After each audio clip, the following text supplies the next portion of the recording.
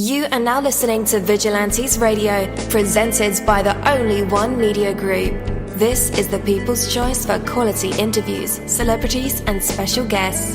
Hosted by Demetrius Dini Reynolds. Call in to join the mix at 701-801-9813. For the complete archive of episodes, visit onlyonemediagroup.com and be sure to like us on Facebook at Vigilantes Radio. We welcome all. Enjoy the show.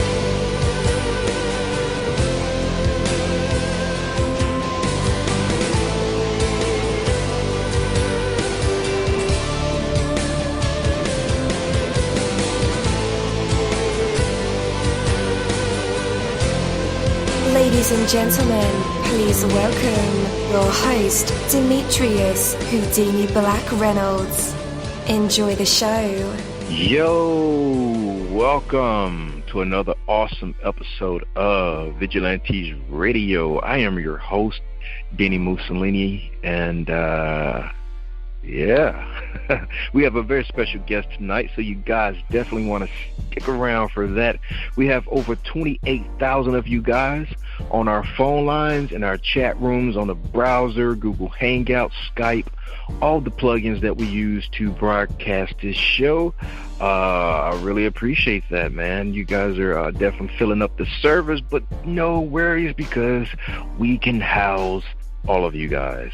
So a few people are able to take giant steps to become an overnight phenomenon. It happens, it does, but it is rare.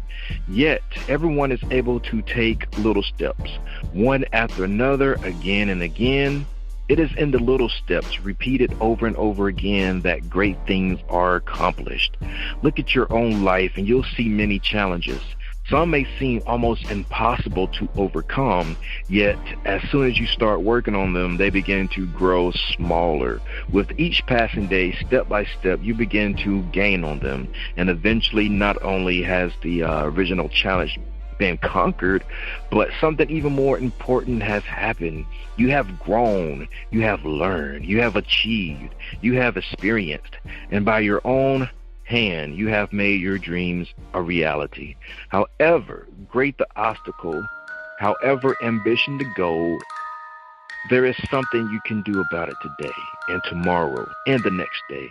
Stop wishing for a big step and start taking the little ones. Take that from me, dini-mussolini. That is my word, and word is bond. You're live in the mix. Let's get this started.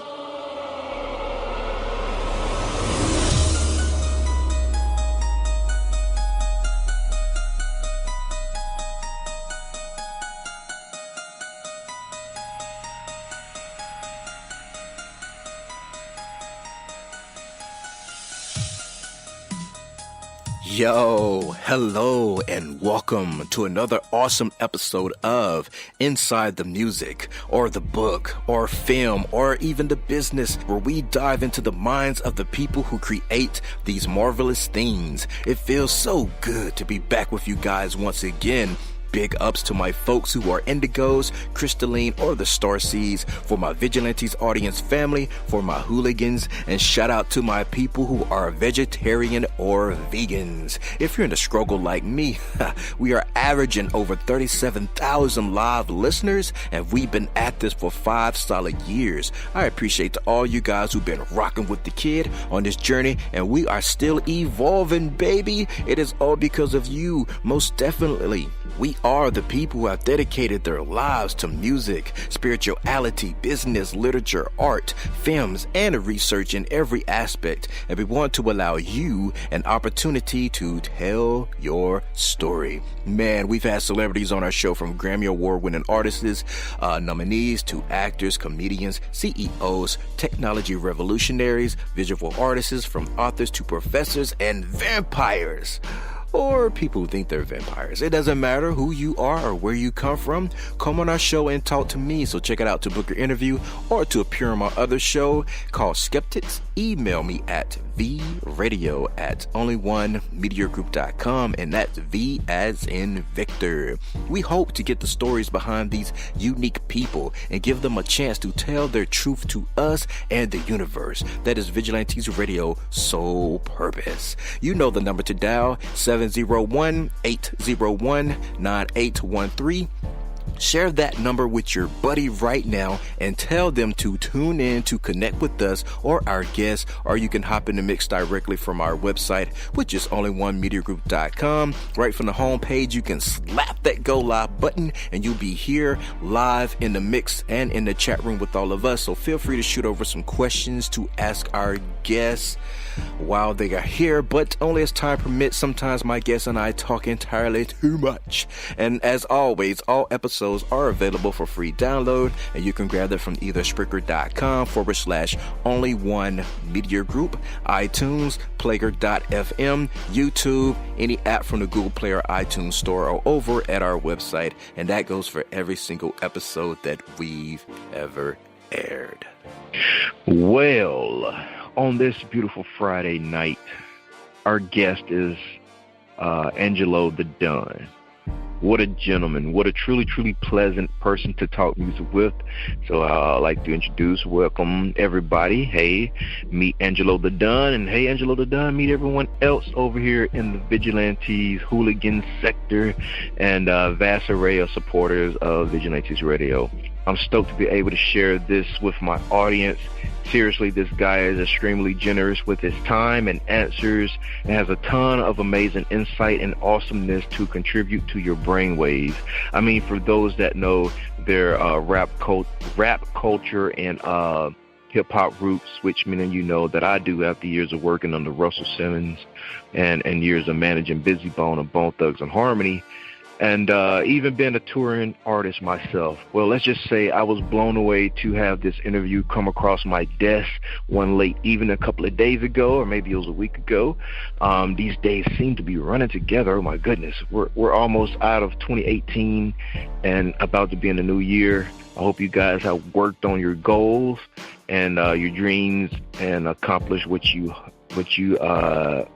had set forth for yourself to accomplish this year, because guys, is almost over for 2018. It's almost out of here. That's scary, right? Okay, so I knew I had a good odds of running into another solid opinion and knowledgeable source of all things music once I realized that connection was there. True to his character and musicianship, Angelo Tha Don certainly went on to deliver the goods in his latest single. It's called Why We Feel So Sad. It's an absolute pleasure to welcome him to my podcast. So let's take a second or two at the beginning to welcome him and let the introductions begin. Welcome, Angelo Tha Don. What's up, my dude? Hey, what's up, man? How y'all doing out there? Doing great, man. How are you, bro? Hey, I've been checking out your show, man. I like what you're doing, man. I'm doing great, man. You got a nice show, man. You be kicking some knowledge. Hey, you managed bizzy-bone? That's respect, man. That's one of my favorite artists, man. Really? Yeah, man. Appreciate that, man. That's one of my favorite artists. He's due. Russell Simmons, man, is the Godfather, so I gotta give you much respect for that too. I appreciate that, man. Yeah, we hope to get Bizzy back on the show sometime next month. This is actually his station. This is something that him and I set to do about 5 years ago. A lot of people don't know that, but well, it's a partnership between him and I. I feel honored to be on you guys' station. Appreciate that, man. So, man, again, thank you so much for joining us. We're going to talk some music tonight, and I'm going to switch some things up from our normal format, but let's start with this. From your perspective, man, let's get a little history about who you are in terms of, like, from the beginning into what led you to being who you are today. Man, I started out like as an artist, like like most people who want to rap. We start out as just wanting to rap, man, and I span over 3 decades, so I flipped my name a few times, just because I just was feeling, a different way, or I needed a new creative muse, so to speak, in order to create under. But I started when in the 80s, man. Yeah, I started in the 80s, doing my own thing. I didn't release a record till the 90s. I put out a record called Dope Dealer's Delight under the name MC Cooler, spelled E-M-C-E-E-M-C, not MC, but MC Cooler, Dope Dealer's Delight. I put that out in 1994. I did it myself.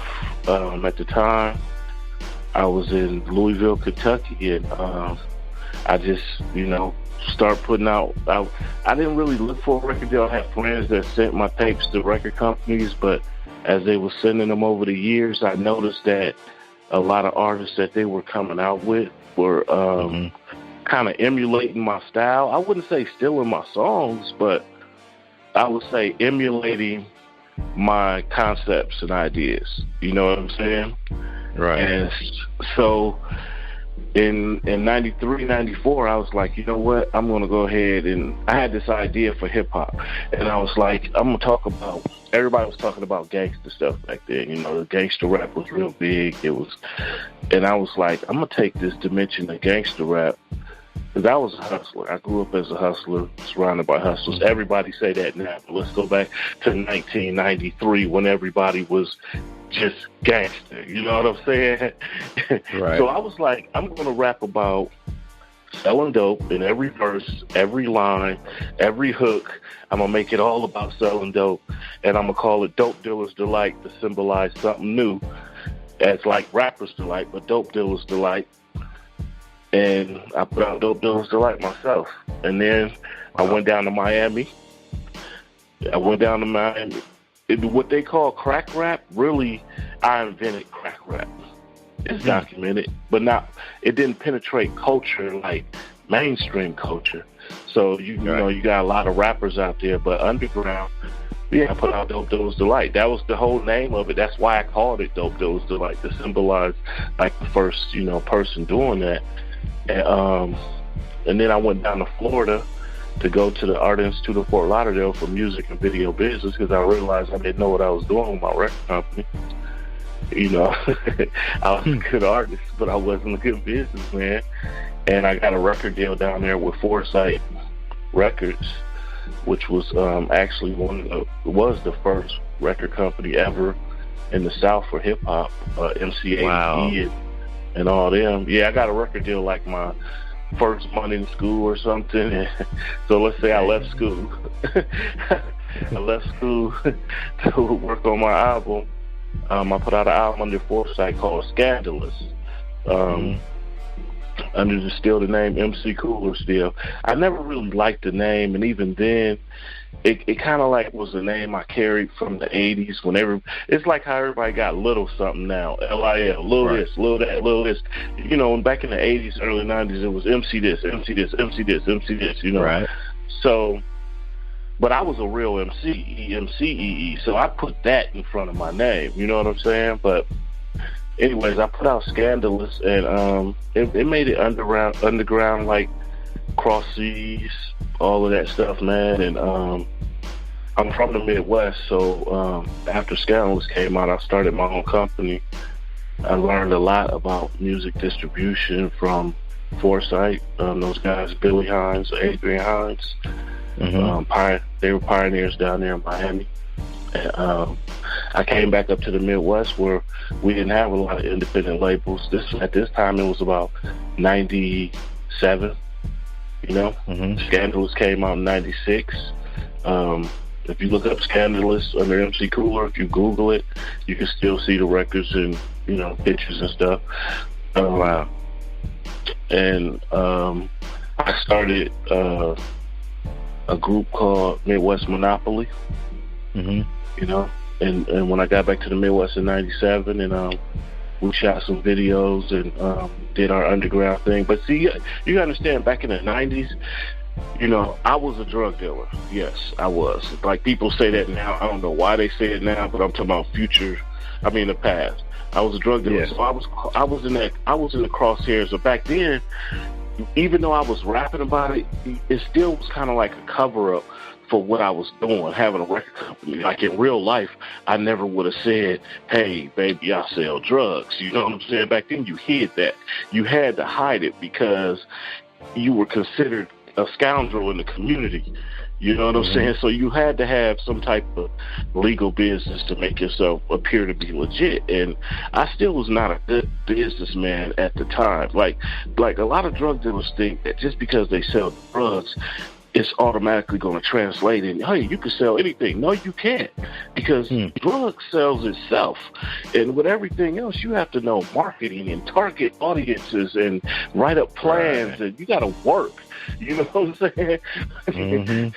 You sell drugs, you're not really working. You're just sitting back waiting for somebody to call you. And most drug dealers think like, okay, yeah, these executives or this guy, he sold drugs, I could do it. But what a lot of people don't tell you is a lot of these guys also went to college for business. Like I did also. You know what I'm saying? So I was running my label in the 90s, you know. I don't want to bore you guys with this story, but I got to give you some history so you can understand the evolution of Angelo Tha Don.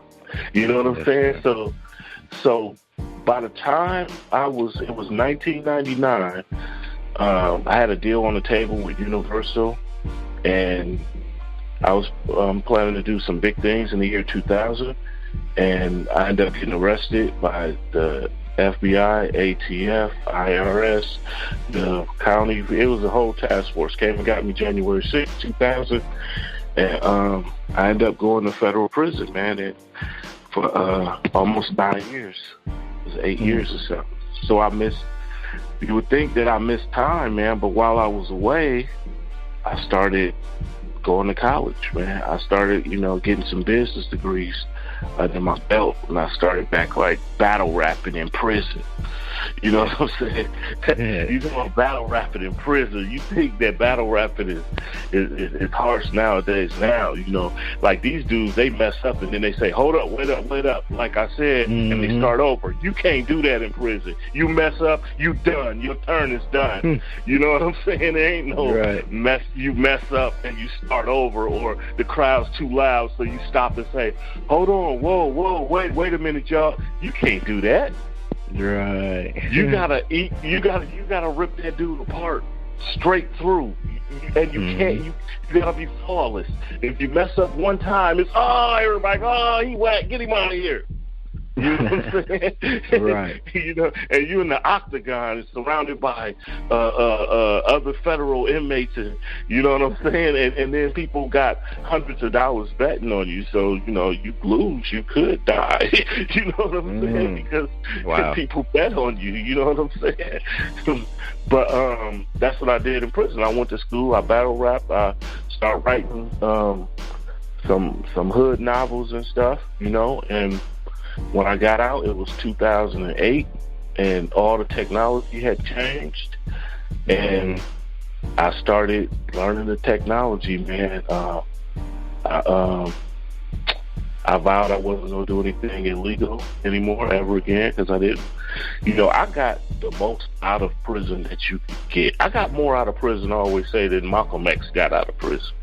Because I read about Malcolm X, so I could see what he did in prison, and I was just like, you know what? I'm going to do that times 20. You know what I'm saying?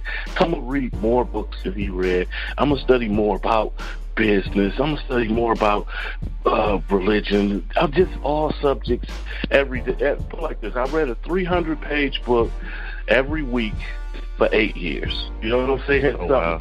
And I still kind of carry that on. But yeah, man, my music is street music though, man. I still I don't care how educated you get, how smart you get, how wise you get. If you were born on the streets and you were on, people be wondering, why do these people do this? How can this dude have millions of dollars and still rap about the streets? Because you still have. If you really live this life, I sold drugs from 14 to 28. And that's not what I'm bragging about. I'm saying I have so many stories in my mind. Not necessarily like nowadays. I don't rap about like crimes that I did or stuff like that. I kind of use what I call criminal theory. I'll tell you a story of what could happen. You know what I'm saying?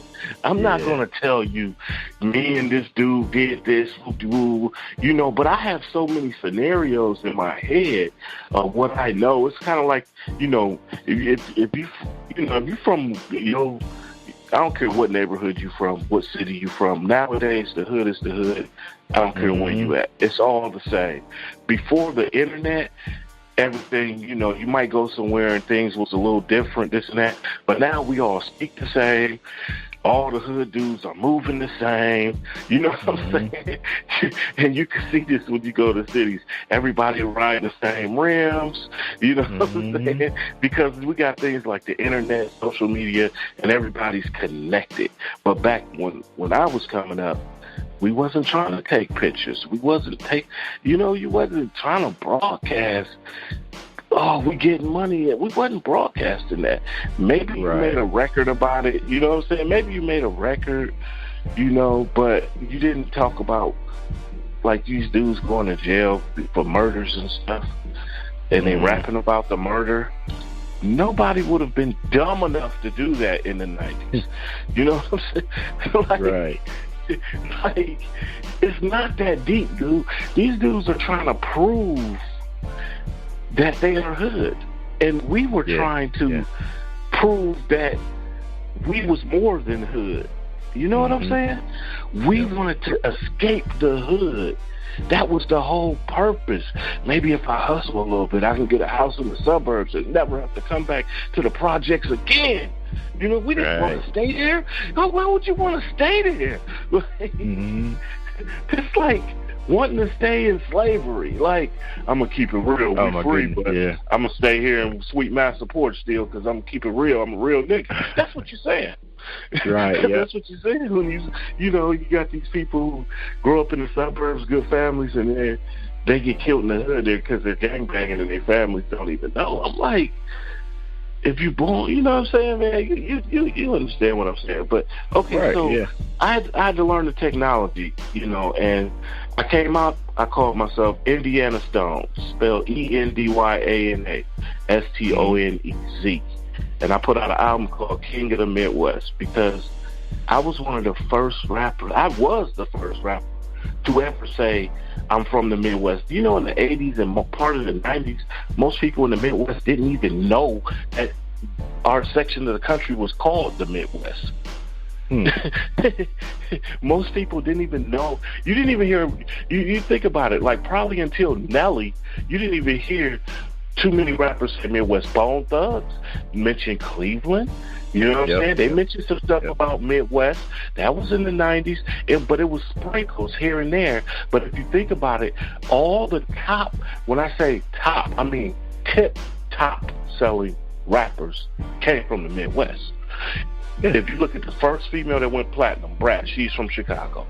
You look at multi-selling Bone Thugs and Harmony, they probably sold more records than you could add up probably the whole new rap game right now together. And Bone Thugs now sold them. You know what I'm saying?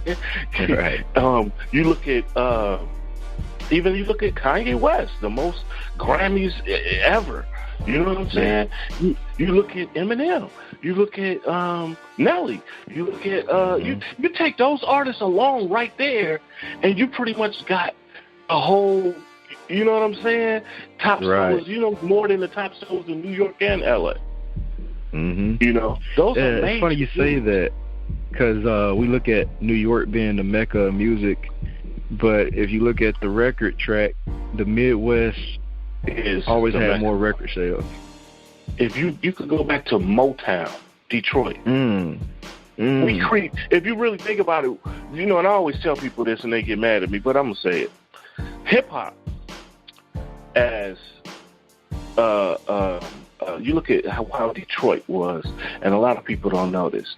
If you look at the style of dress that Detroit had, like Detroit, the young boys incorporated were wearing sweatsuits and sneakers when dudes in New York was still dressing like Africa Bambaataa in them in hip hop. You see what I'm saying? And people, there's elements that have flipped hip hop because you have smart people like Jam Master Jay, who knew what street culture was around the country, who really flipped. From what I studied, who really flipped the way, people, he's responsible for the way Run DMC dressed, LL Cool J, then, basically the whole Def Jam style, Jam Master Jay, you know what I'm saying? I read in Russell's book, he said, it told him, look, so y'all dress like Jay, you know what I'm saying? So, but it was street dudes all over the country already dressing like Jay. It just wasn't represented in hip-hop culture at the time. When dudes was wearing spiked wristbands and pop locking and all that, you know what I'm saying?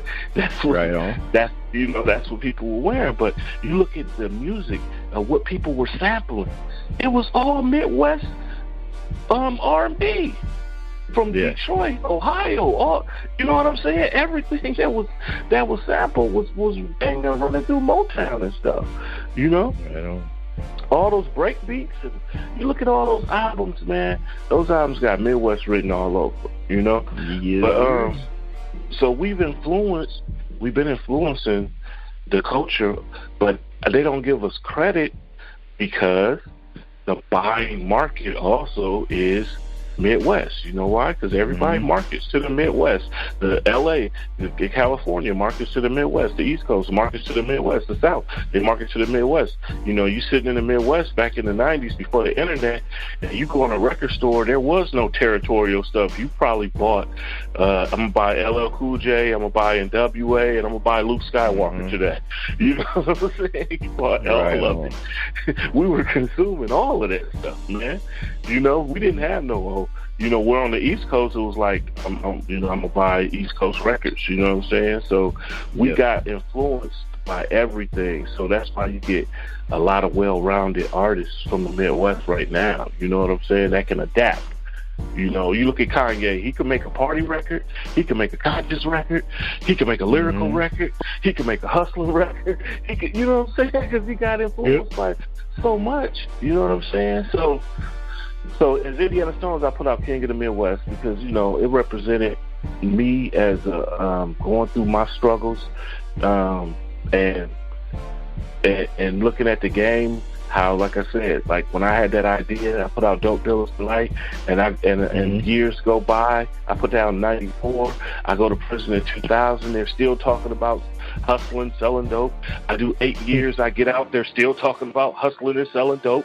And I'm like, I said, this, I thought of a genre that I never got credit for, but I saw it. You know what I'm saying?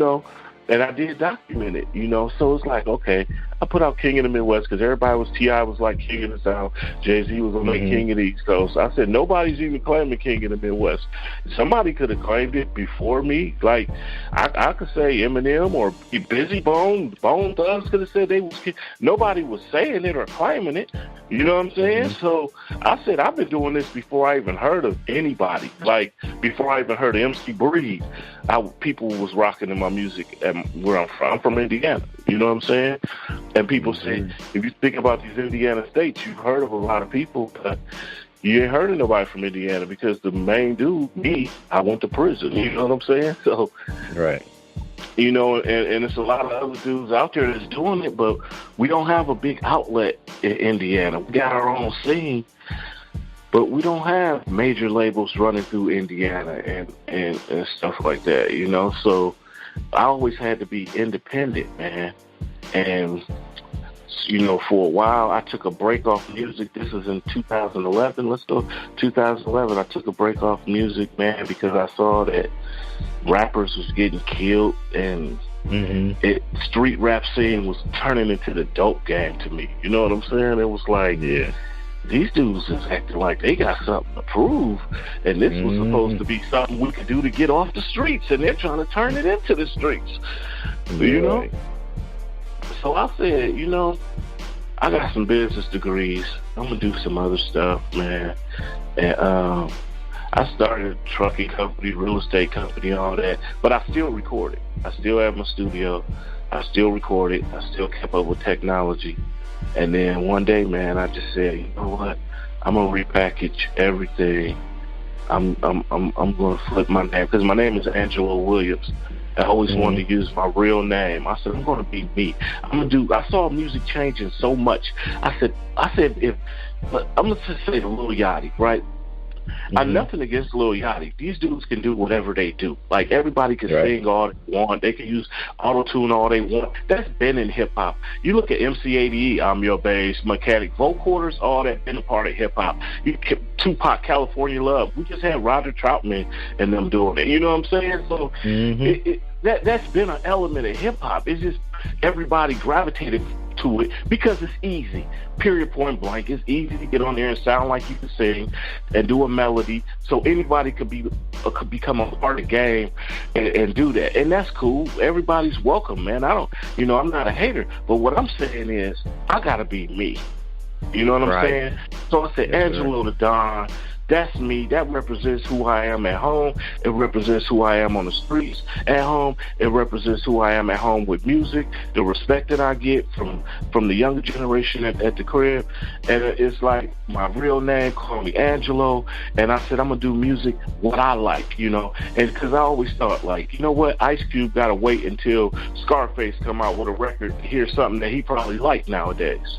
You know what I'm saying? Yeah. There's room for an OG that hasn't been in the mainstream, because OGs don't come out every day in the mainstream. You see what I'm saying? So I'm like, you know, I'm doing me. I'm not trying to do. Remember when Crisscross came out? I didn't start wearing my clothes backwards. Those were kids. I'm not trying to do what youngsters and kids are doing. They can party and do all that. Some of them are going to stop using drugs or not use drugs, and they're going to grow up to be businessmen. Some of them are going to become dope fiends. Some will go to prison. It's the same old story, man. You know what I'm saying? So you got to let kids be kids, and I respect what they do. We always have a party element in hip-hop, but I don't make music for kids. I make music for adults. You got to get suited up to come to my concert. Throw on some gaiters. Your girl got to wear a fur, a mink, a chinchilla. You got to, you know what I'm saying? This is for people who are successful, with money, who are grown. You know what I'm saying? Who want to see a grown-up show. Everything in hip-hop is not based around kids, man. You know what I'm saying? There are people in their 30s and 40s who are looking for something to buy. You know what I'm saying? Who luckily they could just go on YouTube and listen to the old music they like, but they're looking for something new, dude. So I want to be that producer who can bring back a Scarface. Like, we gonna do this. We gonna stick to the G code. We gonna stick to the script. You know what I'm saying? I need to be up in Aftermath to be for real writing and producing. You know, because they don't have to follow these kids, dude. Right. They don't have to do that, man. Let the kids do them and create something monumental, and let the kids keep growing up and say, damn, I need to step my game up. It's like, it's kind of like when you the OG and you roll through. Like me, I roll through an Escalade, and I switch Escalades every few years. I've had like 4 in a row. So the young homies be like, oh, gee, damn, another color? You know what I'm saying? Like, you know, I'm not into that. You know, I'm like, let's do this the way it's supposed to be done, man. You know, we all say, man, I wish Pac was back. I wish Biggie was back. There's some dudes out there that was just as dope who never got heard of, and you know what? They quit. They stopped rapping. You know why? Because they girls, they wives, they family. Dude, you 30-something now. You can't be 30 and rap. Oh, dude, you know you 40. And they believed it. You know what I'm saying? I just never believed that. I never believed that, because when I was 18, they told me, you can't be 21 and rapping. I grew up with hip-hop. You can't be 21 and rapping. Okay. When I was 21, you can't be 25 and still rapping. Okay, when I turned 25, you can't be 28 and still rapping. They always going to say that. You know why? Yep. Because there's always going to be people your age that don't want you to stick to your dreams and have you keep going, because they've given up on riding your dick. He's not you're ready to get millions tomorrow. So I got to erase this out of my mind, because they've based all their dreams on your dream. And it's taken too long for them to keep following you. So it's like, I need him to stop. You know what I'm saying? Because I want to stop supporting him. So if he don't stop, he's going to see that I can stop supporting him. But if I get him to stop and I stop supporting him, I can even hold that over his head. Dude, I would have been wrong with you, but you quit. You the one quit, man. See, you could be doing. You see that Angelo Tha Don dude? He the same age as you. If you wouldn't have quit 15 years ago, that could be us. They'll tell you, you know what I'm saying? So I made up my mind, dude. When I was a teenager, I'm going to be doing music my entire life. So if I have obstacles, hurdles, things to overcome, so what? I realized a long time ago, it ain't even about rapping with me. It's about building a company. Look how long RCA Records and Universal Records, man, them companies been here 100 years. Yes, sir. It's about building something bigger than us. You know what I'm saying? You're right. You know? And that's basically in a nutshell how we got to Angelo Tha Don. You know? I put out 3 albums this year, all in the same month. You know what I'm saying? So the single, it comes off of my Darkest Life album, but I put them out. They're in all the online streaming, on all the stores, all the streaming platforms, Tidal, Apple, iTunes, Spotify, wherever people get their music from is there. I'm planning a tour. And, you know, I'm putting it together right now. I'm thinking about, I'm going to go out probably the first of the year. I'm just doing it myself, man. It's not like I want to do this myself. I never wanted to learn how to make beats. I had to because I needed beats. I never wanted to learn how to do my own graphics. I had to because they were charging, at the time, thousands of dollars, you know. It wasn't like now you could get a mixtape cover for $100. In the 90s, that was costing $5,000. You know what I'm saying? To get something. Right. You know, so I had to learn how to do it myself, man. I didn't want to learn marketing. I didn't want to learn music distribution, the publishing. I didn't want to learn none of that. I just wanted to get on the mic and rip. That's all. You know? So as I kept going, it was just like I had to wear these hats and I started being able to do it efficiently, you know? I did a lot of shows in the 90s. I opened up for everybody in the 90s, including Tupac, Too Short, the whole West Coast, most of the East Coast. As a matter of fact, I could name the people I didn't do a show with because it got canceled. I was supposed to do some shows with Naughty by Nature and Run DMC on that tour that they was on, and it got canceled. But everybody else, I was in the circuit. I was doing all that, but I wasn't the promoter. This is my first time promoting my own tour, putting it all together myself, you know what I'm saying? So right on. That's what I'm doing, you know. So it's like, you know, but all these accounts, these you know, these record accounts, it's my record sales, they go straight to my bank account though. Ain't nobody got to send me 10-15%. You know what I'm saying? It goes to my account. So if you support Angelo Tha Don, you know, you're not supporting, you know, some guy that's cheating Angelo Tha Don. You know what I'm saying? Right. You know, but I'm down to do deals, man. I'll do deals with people. I want to do deals with people. I don't want to do everything. I do a deal with Universal. I do a deal with Jay-Z. Even though people be like, oh, I want to do it all myself no, I don't want to do all this myself, dude. I'm probably one of the only independent dudes. I'll sit up here and tell you, I don't want to do all this myself, man. You know what I'm saying? I don't, you know, but I got to do what I got to do, though. You know what I'm saying? That's right. Yeah. I got to do what I got to do to be here and to talk to you. You know, if I wouldn't do this myself, you know, I had some help. You know, I paid people to do things, you know, but, you know, I'd rather have a team. But, hey, you know, that happens if it happens. If not, I'll have a staff. I'm either going to have a team, a staff, and a staff is a team, too. So, you know, it goes, we do it like that, you know? Right on. Right on, man. So now you know the story. Yeah. You got quite some history, man. You watched the game change, and that's amazing, you know. It's amazing at the same time and scary to what we get nowadays. But, you know, this is I understand. How it started. You know what people don't realize? This is how it started, with a bunch of dance music and computer voices. Rock, Planet Rock. Then tell me that Future could redo Planet Rock right now. Yeah, you're right. He could. You know what I'm saying? You see what I'm saying? It started off like that, man. So it's just going full circle.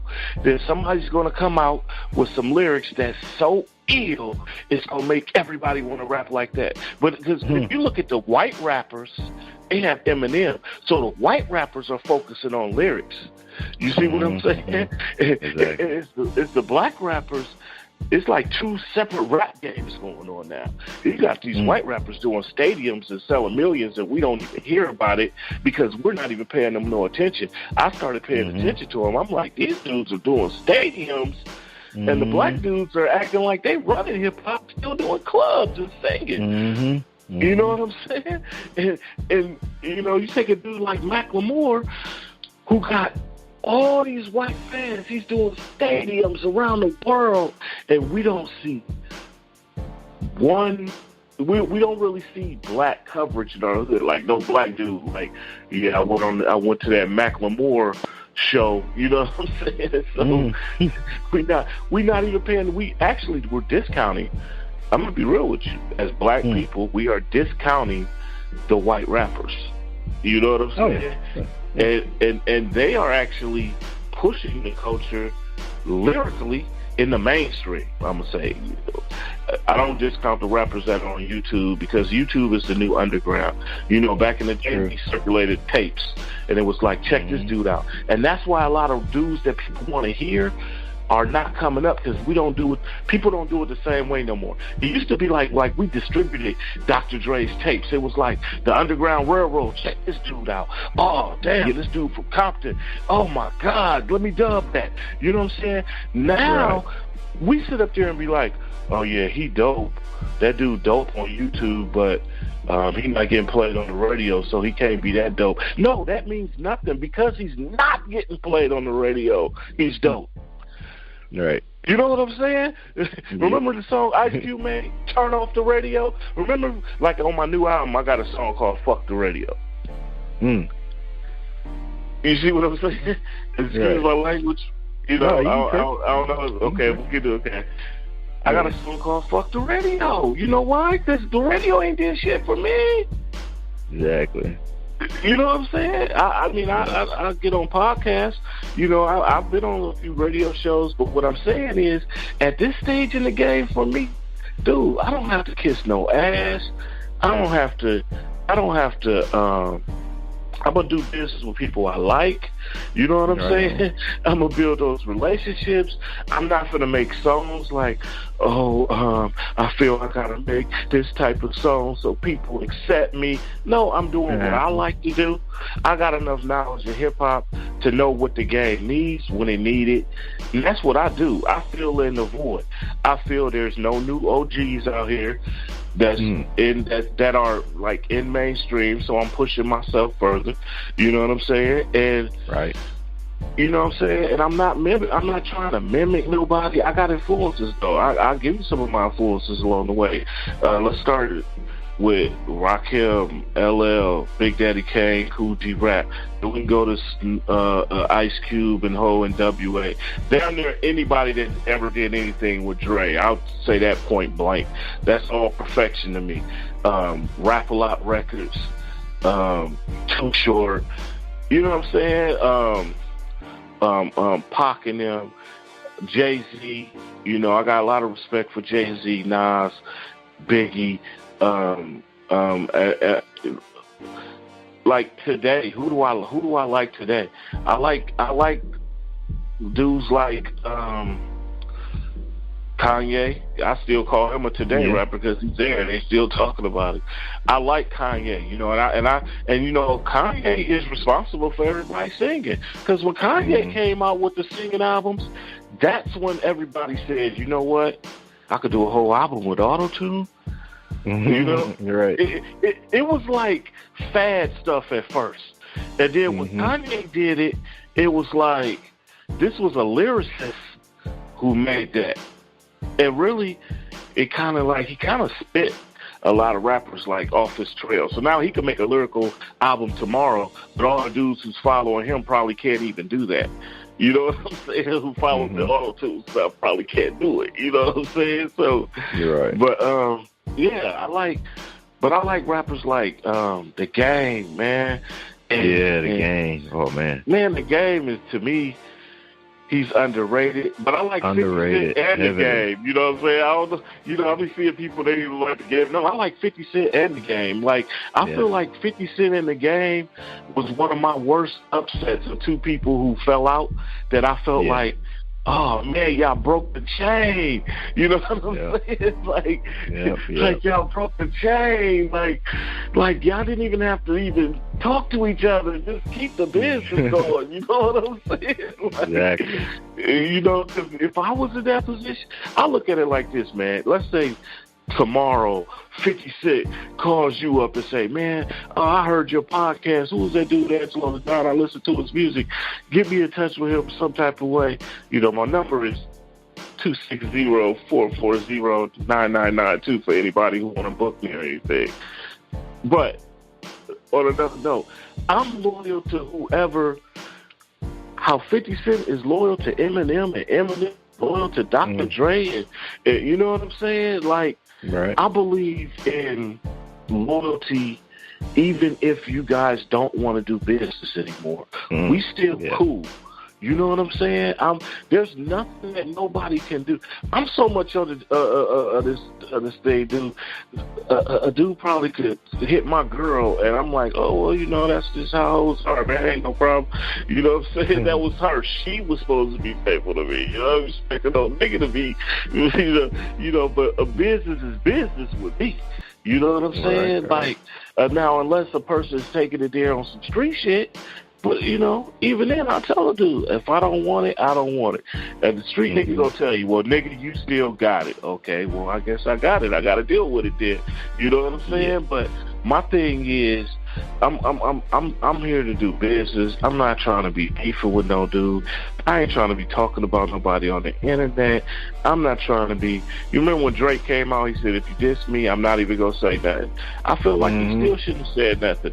You shouldn't have said nothing. If I was on Drake level, if I was on even any of them dudes level that's multi-millionaires, you would not. I probably wouldn't even hear your diss record.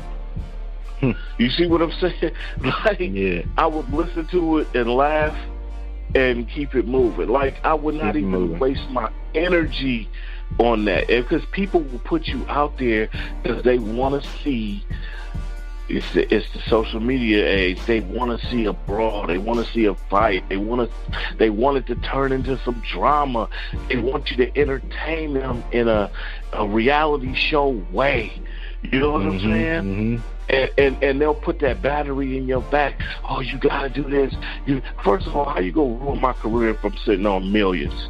You know what I'm saying? You can't ruin my career. I keep putting out records nowadays until another one hit. It ain't no problem. You know what I'm saying? So if you feel some type of way about your finances and your stuff is, you know, and you feel like your stuff is in jeopardy, I can see people like, you know, putting their pride in it. You know what I'm saying? So, but if you say you're not going to answer, you're not going to reply, I respected that when he said it. Like, that's cool. Why would I reply? You know what I'm saying? You know?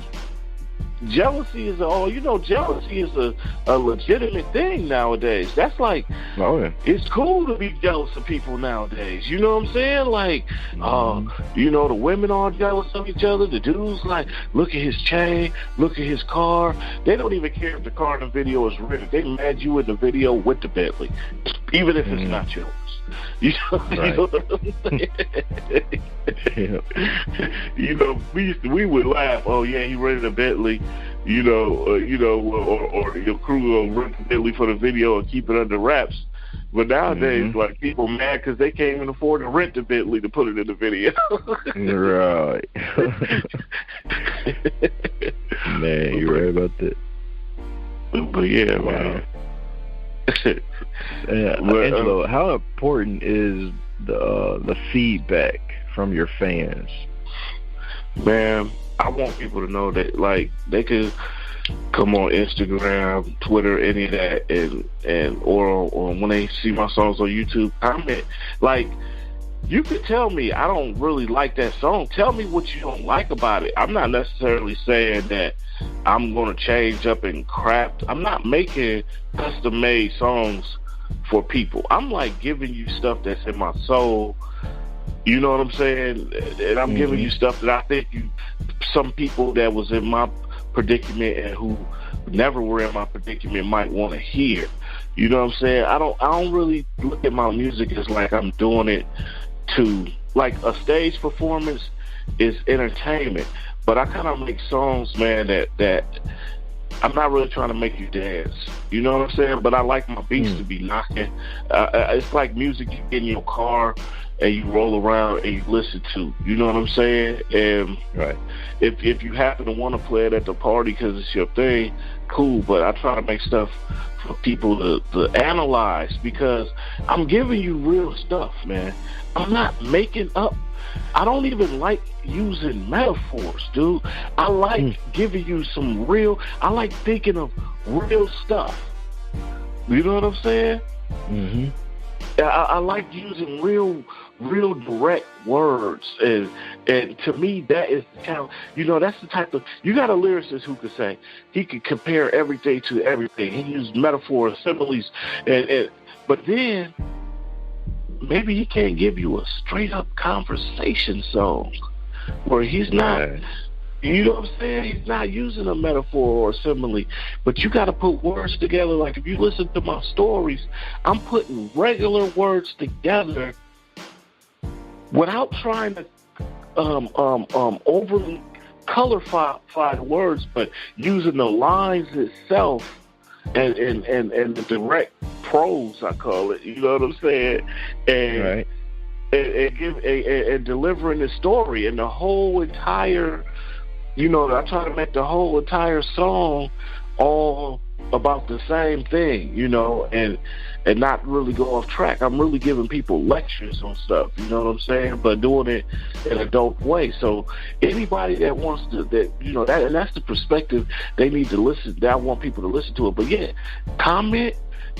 I welcome everything. We can have a whole discussion on it. You can say, well, why did you do this? Why did you do that? Or I don't like this. And I'll say, hey, I did this because of this. Because I got to keep, you understand, I've been in the game a long time. I always got to explain this stuff to people, you know, my real blood brothers and my cousins and all this. I got to explain stuff to everybody anyways. Because they always said to me, well, man, you know, you got to get crunk and you got to turn up nowadays. I'm like, dude, that's just what people with a lot of money are promoting. That don't necessarily mean that's what. I was like, you know, I asked some guys that's in their 30s or 40s. I said, how many Lil Yachty records have you bought? I ain't never bought none. Okay. That's what I'm saying. But you listen to hip hop every day, right? Yeah. You're my target audience.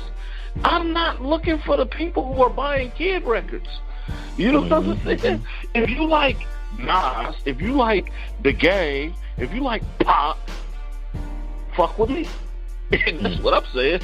You know what I'm saying? If you grew up on all that stuff and you looking for that type of stuff, and because I'm taking that to the next level. Pac can't take that. This is what Pac did. When Ice-T and Ice Cube brought gangster rapping to the forefront, Pac added a philosophical side to gangsterism. You see what I'm saying? Yeah. When you take this baller music, even though I say I put out some underground music, you know, you got people like Jay-Z who took this baller music to the mainstream and personified it. But what I'm doing, I'm giving you the philosophicalness of a baller, of a hustler. What does he think? And even deeper than, you know, that Jay-Z didn't go to prison. So there's a side that he can't even really tell you about. He can't tell you about being in a hole for a year and a half. You know what I'm saying? you know. So a lot of these dudes out here are mimicking dudes like Jay-Z. They want to tell you about the shiny side, the money, the champagne, and that's there. You know, but what about the dude, what about, people kidnapping your kids? What about, your cousin got killed? What about, you doing a bit and now your son is gangbanging and selling dope with your own homeboys? You know what I'm saying? Those are the stories I give you. The dope fiend that come back because his wife died and now he want to kill you. You see what I'm saying? There's more dimensions to this than, you got dudes who get caught with an 8-ball and they want to say now in every record, I sold dope, I was in the dope game. But dude, you had some 8-balls, okay? I got caught with a kilo of soft cocaine. That's what I got caught with. I guarantee you there ain't one rapper in the game rapping about selling dope who actually got caught with a kilo. All of them just so happen to have never went to prison. Come on now. Yeah. Either you didn't do it or you told. Everybody ain't that slick. You know what I'm saying? Like, it's like, everybody got a dude in their city. One or two dudes who sold dope for a long time that got away. So all of these rappers that's talking about selling dope, I had keys and some of them never had money until they got rap money and they want to act like they got money from selling dope. That's dumb. They got money from selling dope, You are asshole backwards. You know what I'm saying? That is stupid. Right on. I brag about it in my songs that I don't sell dope no more. Like, why would you want to appear that way? Well, maybe, I guess, if they still got drug habits, they got drug habits now that they got in the rap game, and they're buying dope, so they figure they're part of the dope game. You know what I'm saying? Dope and, selling and using are two different things. It is, man. You know what I'm saying? Both, to me, are just as bad, so both can end your life, ruin your life, you know what I'm saying? So... But yeah, man, that's nothing that I glorify. I don't even glorify it in my music or none of that. I'll tell you about the bad side in a minute, and most of it is all bad. You really going out and celebrate the pop bottles because you happy you made it through the day. You made it through some shootouts, so you got to drink to numb the pain. You know what I'm saying? Oh, yeah. But the whole time you wish it, man. I hope my wing joint, I hope my little burger joint I just started, my car wash I just started, I hope that shit get me out the dope game. I hope this record company get me out the dope game. That's what you hope for the whole time. You know what I'm saying? Like, you don't want to be selling drugs and stuff, man. Who wants to do that in real life, man? Yeah. You know what I'm saying? I like to keep it real, man. I'm not going to tell anybody something that they can run off and say, hey, Angelo told me this. No, they're going to be like, if anything, if they don't listen, they're going to be like, man, that dude Angelo told me this was some bullshit. You know what I'm saying? Because, when you go to jail, I'm going to tell you who you remember. You remember all the people that told you, you need to stop doing what you're doing. You know what I'm saying? You could do something else. You start looking at them people like, oh, man, she really, or he really cared. You know what I'm saying? Yeah, my uncle always told me to stop hanging with them niggas.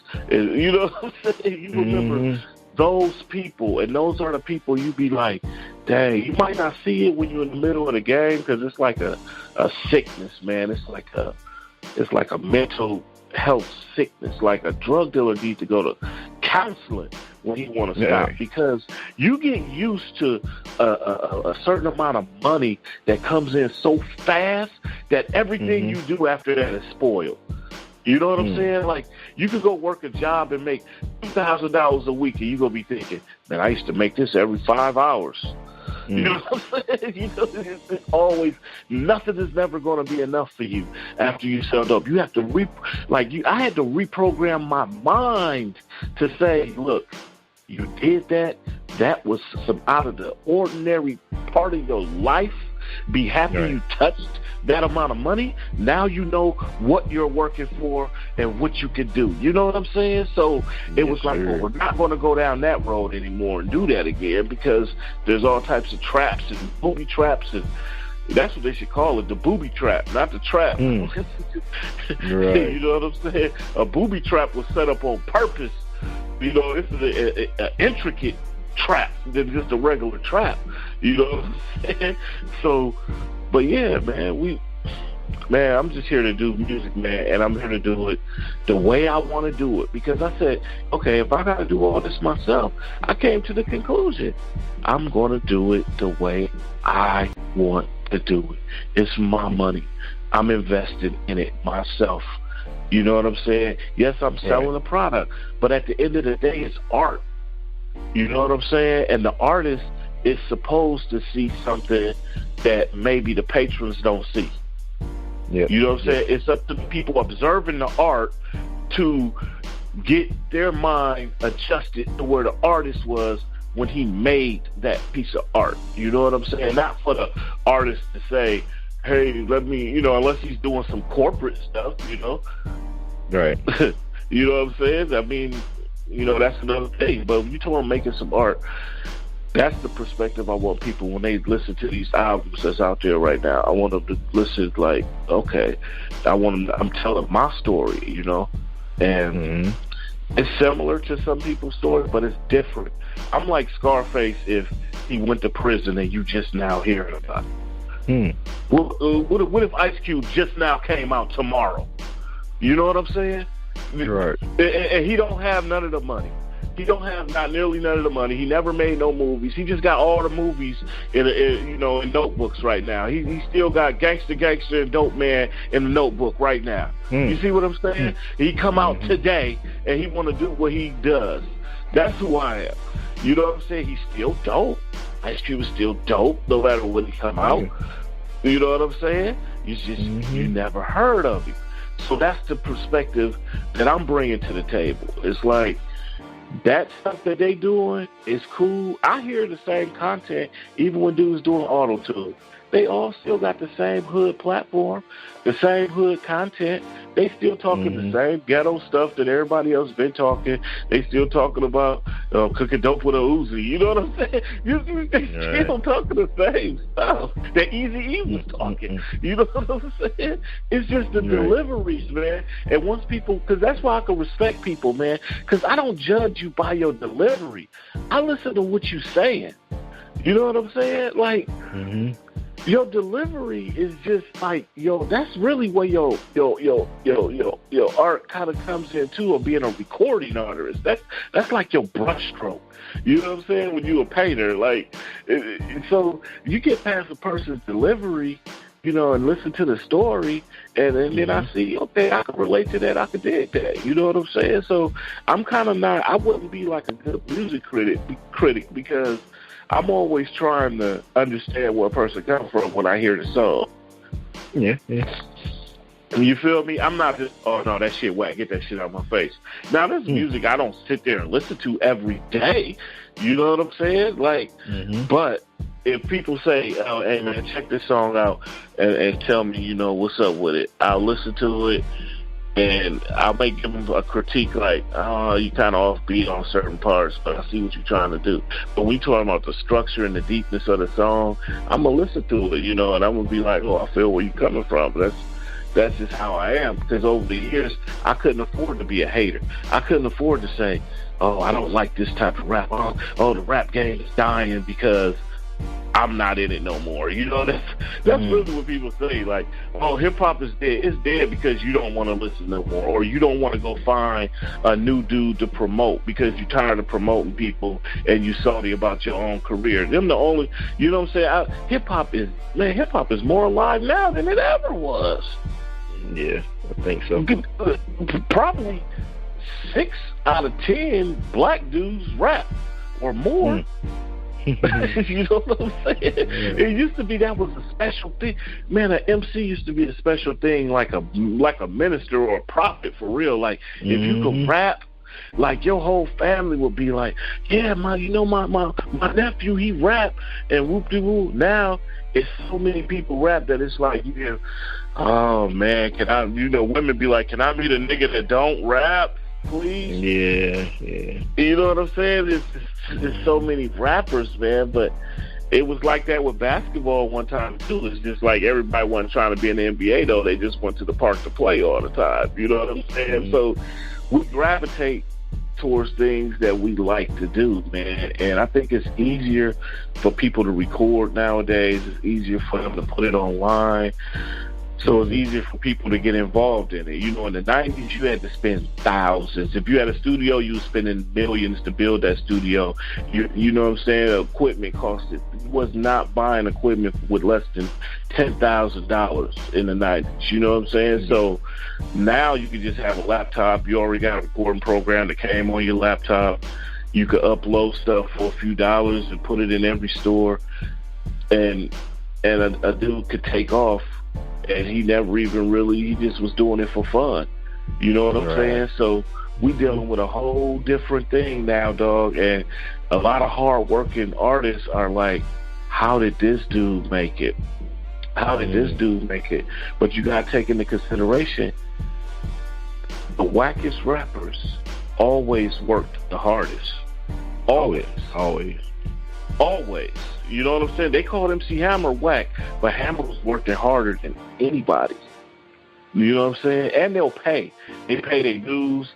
They'll pay for what they want. They go pay for the best quality. You know what I'm saying? They always handle their business. You know, they might not, be too good skill-wise, but skills, you can grow on skills. You know what I'm saying? Skills can grow, man. But I don't know. You got me talking about, you got me reliving a lot of stuff, man. So you asked me one question, and I dang near talked about it for 15 minutes. So, but yeah, our feedback is cool, man. I welcome feedback anytime, man. Somebody want to hit me up and let me know how they like it or don't like it, man. They're welcome to their opinion, man. Definitely. And as you grown over the years, and through experience, have you had to change something or adapt to something new based on feedback you gotten? Yeah. Your name is MC Cooler, man. That ain't gonna work. I was stuck on it for a minute. Then I came up with Indiana Stones. And then from Indiana Stones, I kind of like, once I realized it ain't even about my name. I'm the person. Like, the name is a label. It's a brand. You know what I'm saying? So it's like, but I understand, with Indiana Stones, I spelled it different. So people would pronounce it different. And I was like, okay, that's not going to work. Even though I like that name, that's like a Cooler is my nickname from the streets. Like, my family called me Cooler. That's where MC Cooler came from.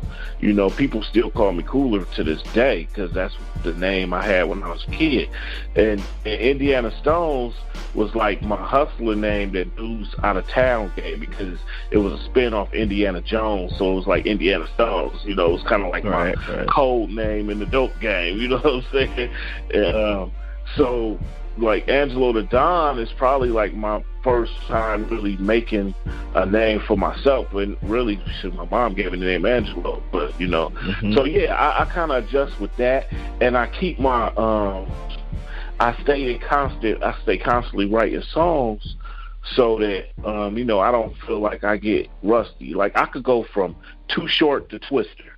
My range is like that. I call it like the Mariah Carey version of hip-hop, but you talk about hip-hop, I can go from Too Short to Twister, at any given time. So, you can hear a song like that where I'm doing a fast style, or you might hear a song where I'm just sitting back spitting.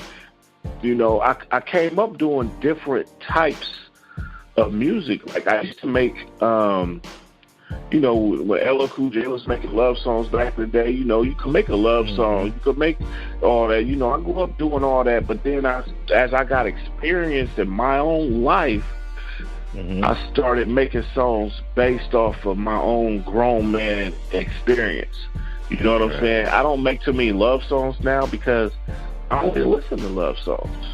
You know what I'm saying? So I don't really sit there and like, I'll be in relationships and stuff, but I don't really sit there and I got game, man. So I don't really be putting my female game in my songs because they be like, "Oh, that's what you be doing. That's how you do it." You know what I'm saying? Yeah. So, you don't be giving the speakers away. yeah. So I don't get as but I'll make a song. When I'm feeling real like a Mac, I'll make a song like that. I'm more like when it comes to the ladies, I'm more gonna make a song like a Too Short song, a song about pimping or macking, than a Drake, I love you, can't wait for you to call me type song. You know what I'm saying? So, but I changed. Yeah, I keep up with the times. I even tried to do some auto-tune stuff, man. I never put it out, though. I did it, and I was like, you know what? I can't see myself getting on stage doing this, so I'm not putting this out. Like, I don't want to get on stage. I guess if you wearing tight jeans and a blouse, you could get on stage and sing that stuff. You know what I'm saying? But I can't get myself in that zone, in that Bobby Womack zone to be trying. I like Roger Troutman with the eyeliner on. I can't get there. You know what I'm saying? Like, I'm from the era of hip hop where we was going against singing. You know what I'm saying?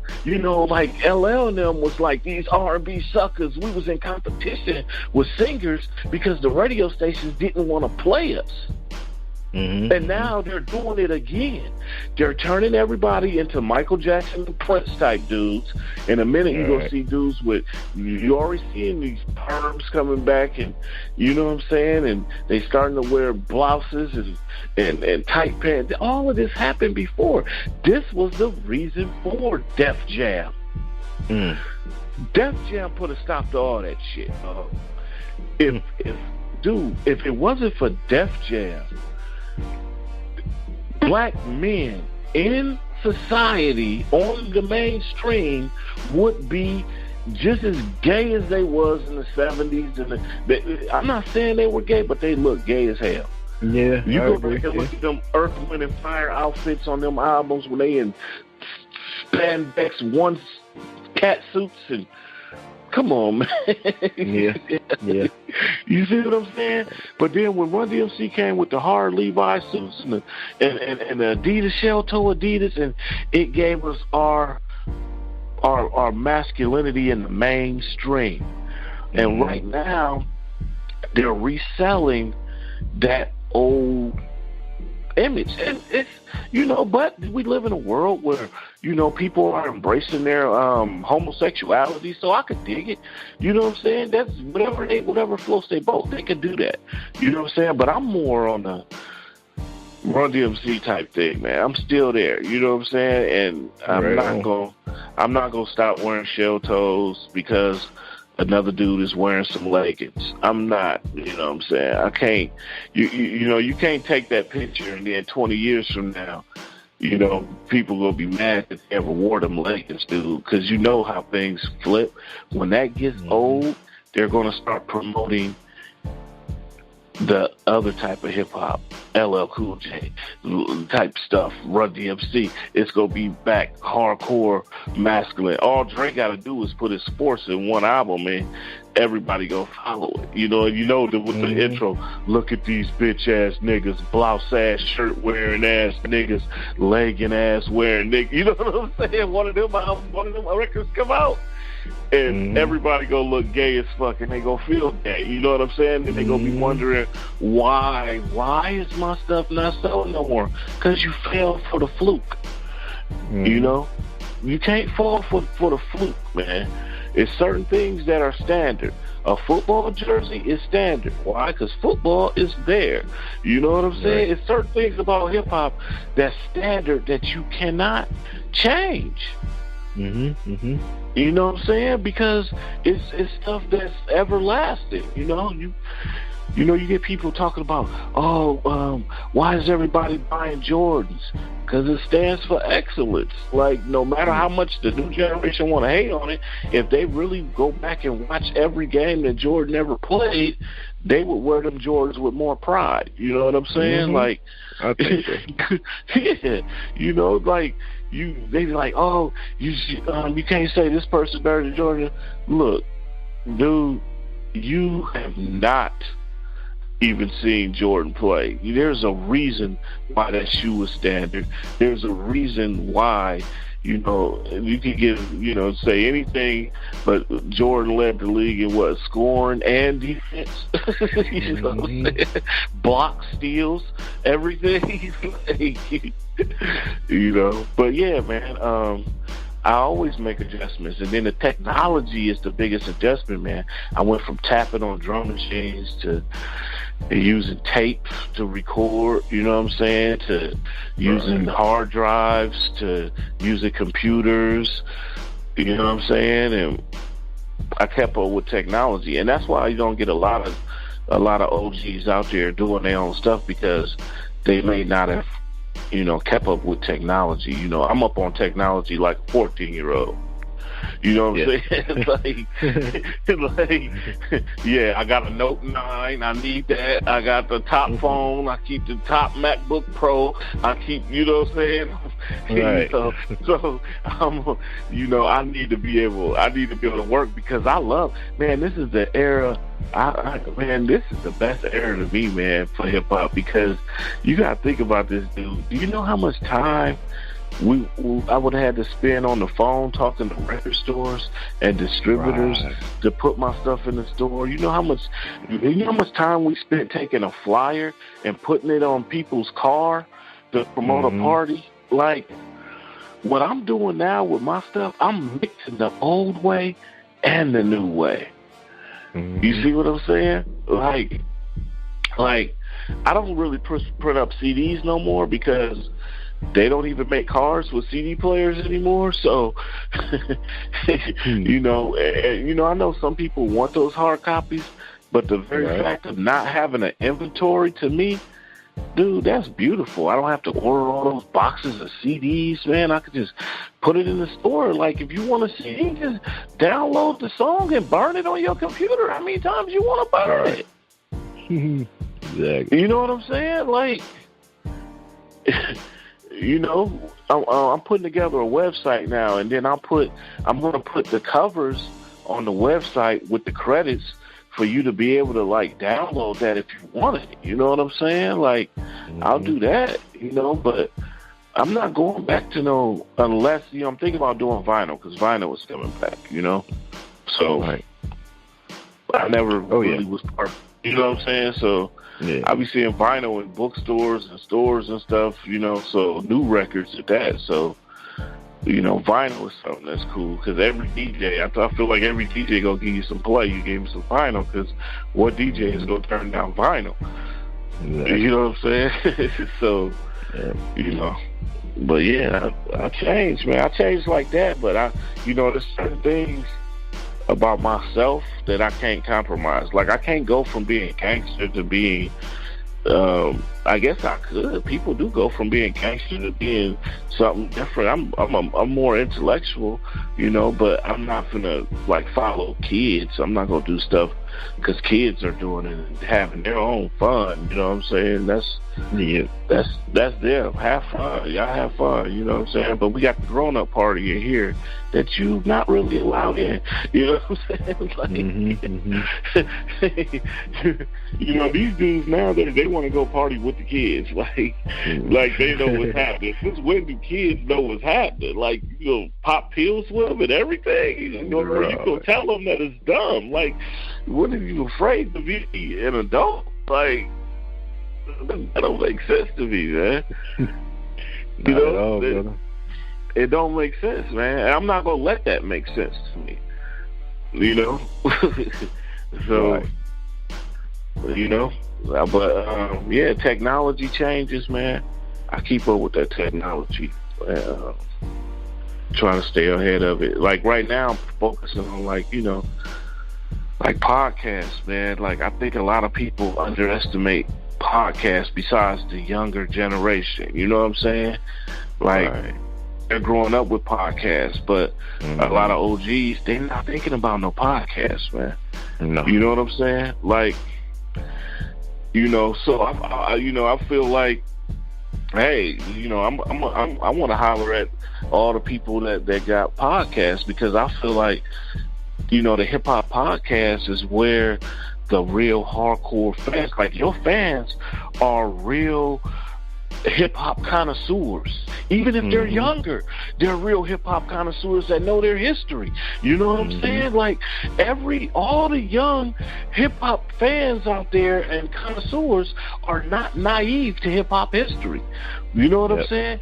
You get a lot of dummies out there in the mainstream, but you got a underground that is not being represented in the mainstream also. You know what I'm saying? Because I talk to a lot of guys, man, that are young, and they'll be like, oh man, the NWA niggas for life album, oh my God. You know what I'm saying? Like, they love that stuff, and they spitting real stuff. There's a lot of young dudes. All young dudes ain't out here singing. You know what I'm saying? Just like back in the day, like you listen to the radio, you would see people be thinking like these underground dudes that we love from back in the day was always on the radio. No, they wasn't. You had Young MC Hammer, and Vanilla Ice and them dominating the radio. You know what I'm saying? Like, Public Enemy wasn't dominating the radio. A lot of legends was not dominating the radio. They get respect because they were men, and they were respectable, and they carried over through the course of time. You know what I'm saying? Like, you might see MC Hammer on a commercial now. He's like a joke. Nothing against him. I don't know him personally or nothing, but I'm just saying, in the mainstream, I seen him on some commercial, and he was like a joke.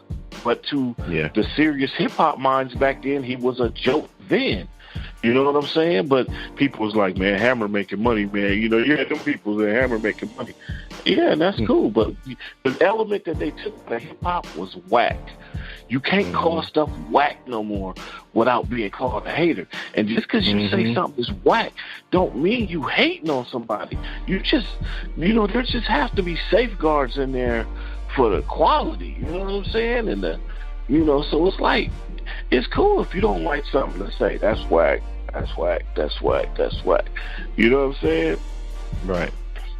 But nowadays it's like, that's whack, but I'll say it's whack, but I could, appreciate his hustle, get your money if you could get it. You know what I'm saying? It's better than being on the street selling dope. Anything is better than that. You know what I'm saying? So I don't have to like your music to respect you as a person. You know what I'm saying? But at the same time, just because you selling through the roof, I'm not gonna look at your music off that and say that it's the dopest thing ever either. You could be selling nothing and have 2 likes and 5 views, and I'll be like, that is the dopest thing I ever heard. You know what I'm saying? Like, I'm not following the crowd on anything.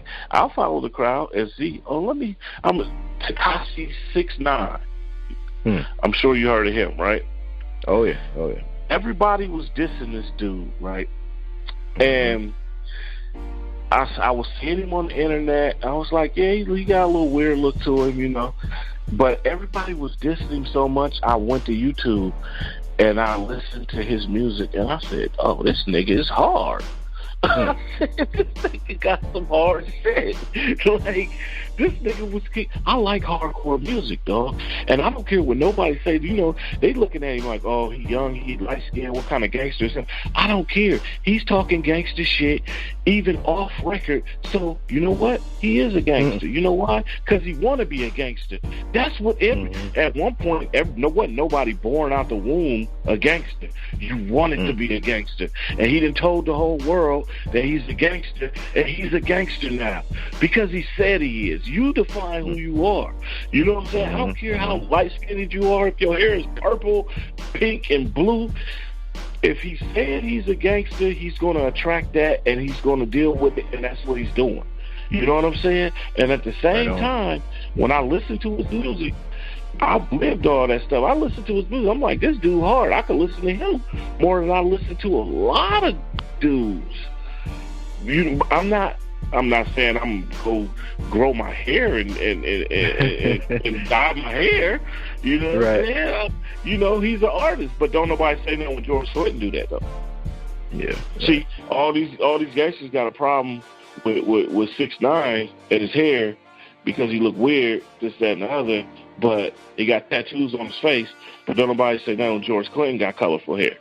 You know what I'm saying? He could be black and gangster. You know what I'm saying? And tattoos on his face. If you go to prison, I'm telling you, before any rapper had any tattoo on his face, for Lil Wayne did it, anybody did it, dude, you go to prison and see dudes with double life and his whole face, scalp, and everything tatted up. That was something dudes did in prison just because. You know what I'm saying? You know, so, you know, I just look at it like, you know, I watch the Revolt channel, man, and I see these videos, and I'll give everybody credit, man. There's a lot of creative videos on there. Like, you know, in the 90s, we kind of had to stick to the script, kind of, you know what I'm saying? So I'm glad to see creativeness in videos, especially. Like, there's a lot of abstract, like, I think a group like Tribe Called Quest should come out right now. You know what I'm saying? Like, right. You know, because they did abstract videos and stuff that worked, but now that's like mainstream. You know what I'm saying? Like, I don't know what some of these dudes are doing. Like some of these dudes who are legends and pioneers, man, who are in the mainstream. Like, this is a lot of their time to shine, for real, for real.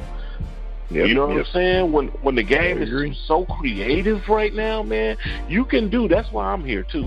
You can do whatever you want. And I said, if a dude could wear a blouse, I definitely could be an OG and come do what I do in hip hop. You know what I'm saying? People be like, hip hop is so whack. Okay, if it's whack, that means it's your time to shine. If you dope. Don't it? If everybody in the game is whack and you feel you're dope, that means you should be pushing your shit harder. Because it's your time to shine. It's your time to teach people what the real shit is. You know what I'm saying? That's how I feel. Dude, somebody got to be a new real nigga in the game, and it might as well be me. What the fuck I've been working for all this motherfucking time in my life? You know what I'm saying? To be that real nigga in the game. You know what I'm saying? Like, to have every street nigga bumping my shit.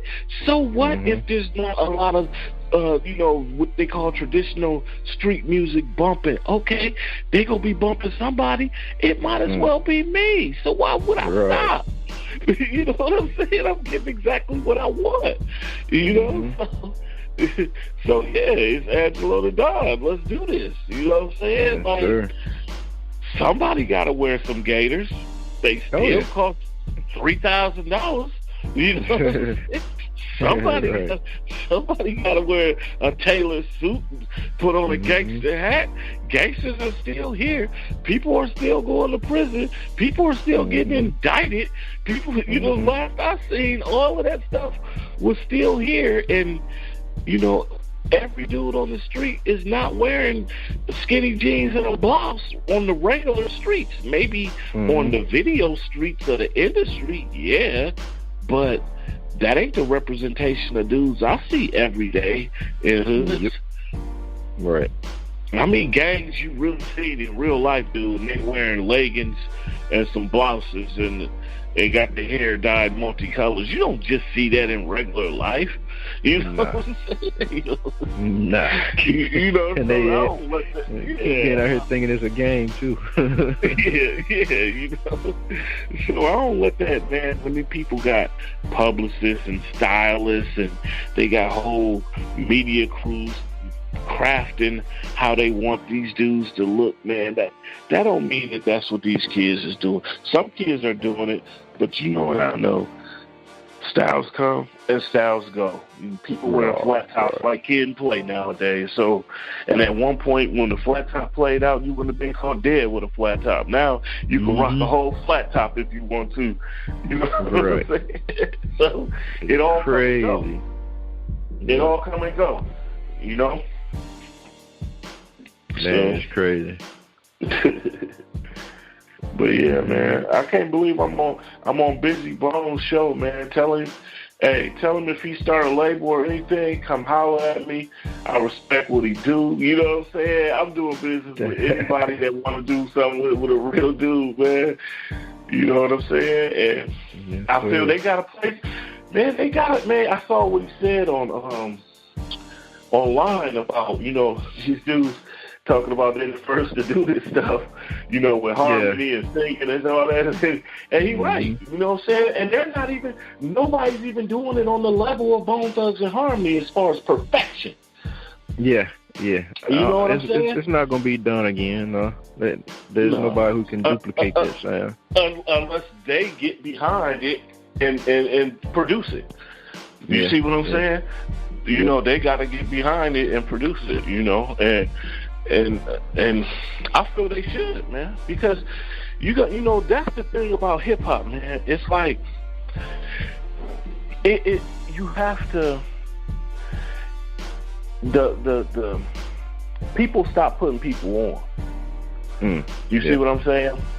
And it's easier to put people on nowadays and to put it out there, but a lot of OGs don't know that, and they don't know the new game. So I think they're scared of putting their money in it. You know what I'm saying? There might be something to that, yep. But you know, they don't even realize that if they just take a dude and make a video and be in his video and just say, "This is my new nigga right here," that's probably all they gotta do, man. You know what I'm saying? Because I know dudes who were Bone Thugs and Harmony fans. It was like they were a cult. Like, I knew dudes that was younger than me. They had Bone Thugs and Harmony shrines in their room with candles lit, listening to Bone Thugs and Harmony, smoking weed like it was a cult. A cult. You know what I'm saying? So they got fans out there. They got, you know, and I'm not saying they necessarily have to, you know, if you're not feeling creative or whatever, get in the studio with me. You know why? Because I'm able to see, man, I've been studying the game so long. I could get in the studio with Ice Cube and tell Ice Cube exactly what he should be doing right now. Maybe he too rich right now, you know, he don't see it, but I'm coming from that perspective. I know the technology, I know the old school ways.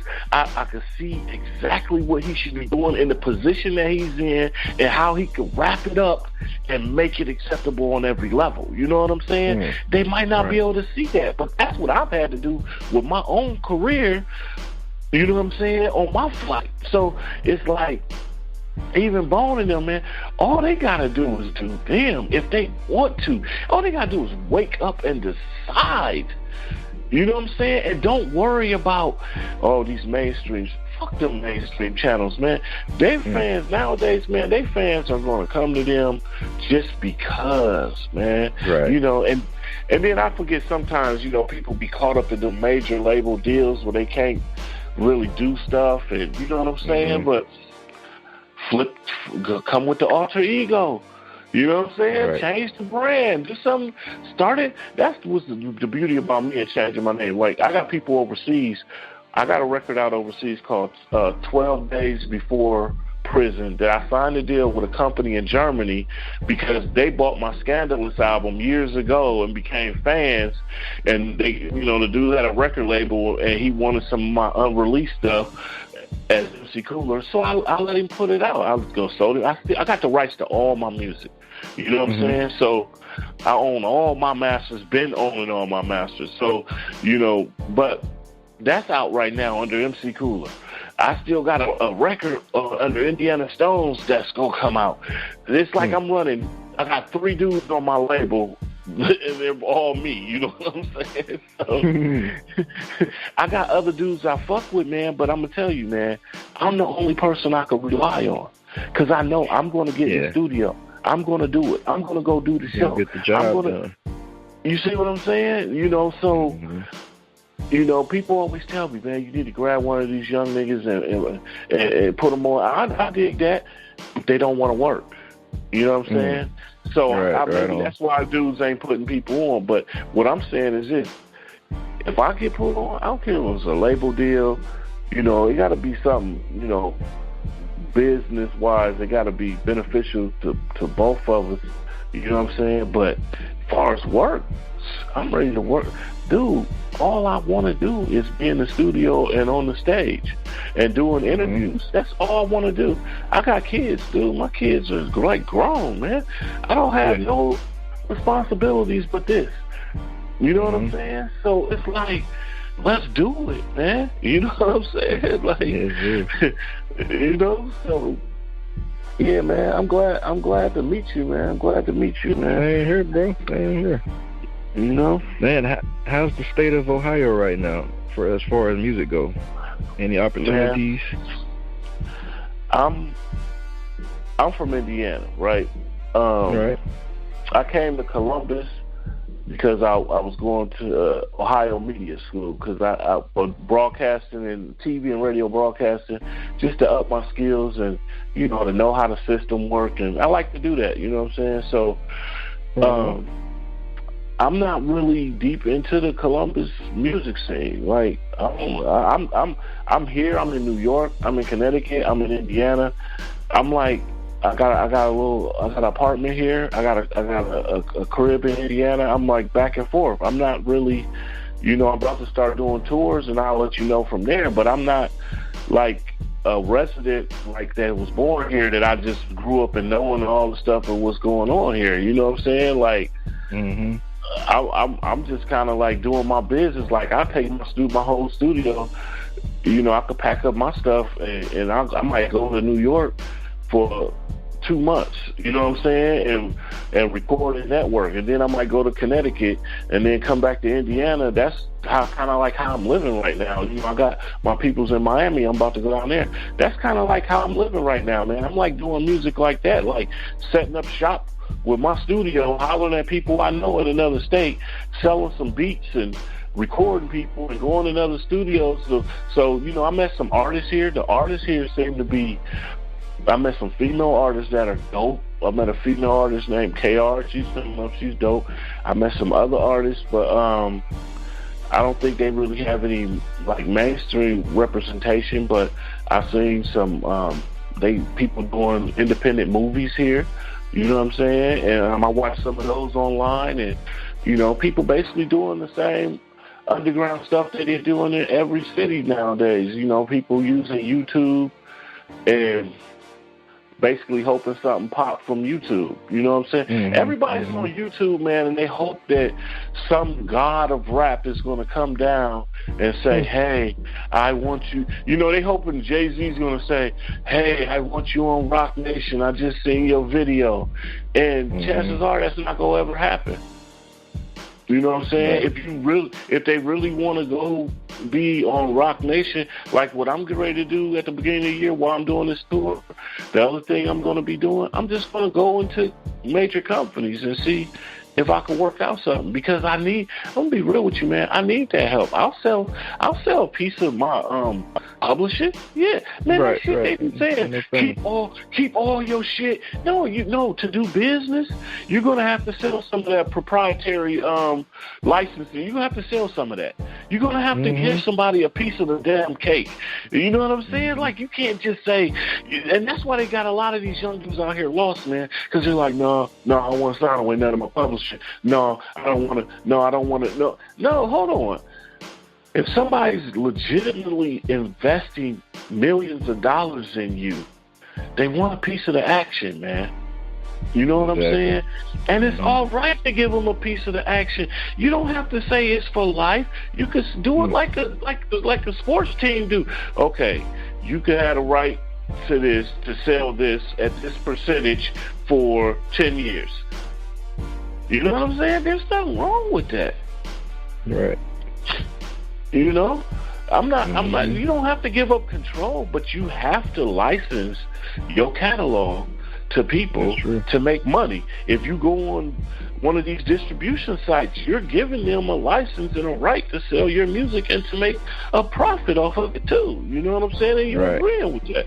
So yeah, if somebody like Puffy or Jay-Z or any of them, Puffy, Jay-Z, or Dr. Dre, dog, I will fuck with any of them any time of the day, because all they got to do is touch you, and it's up to you.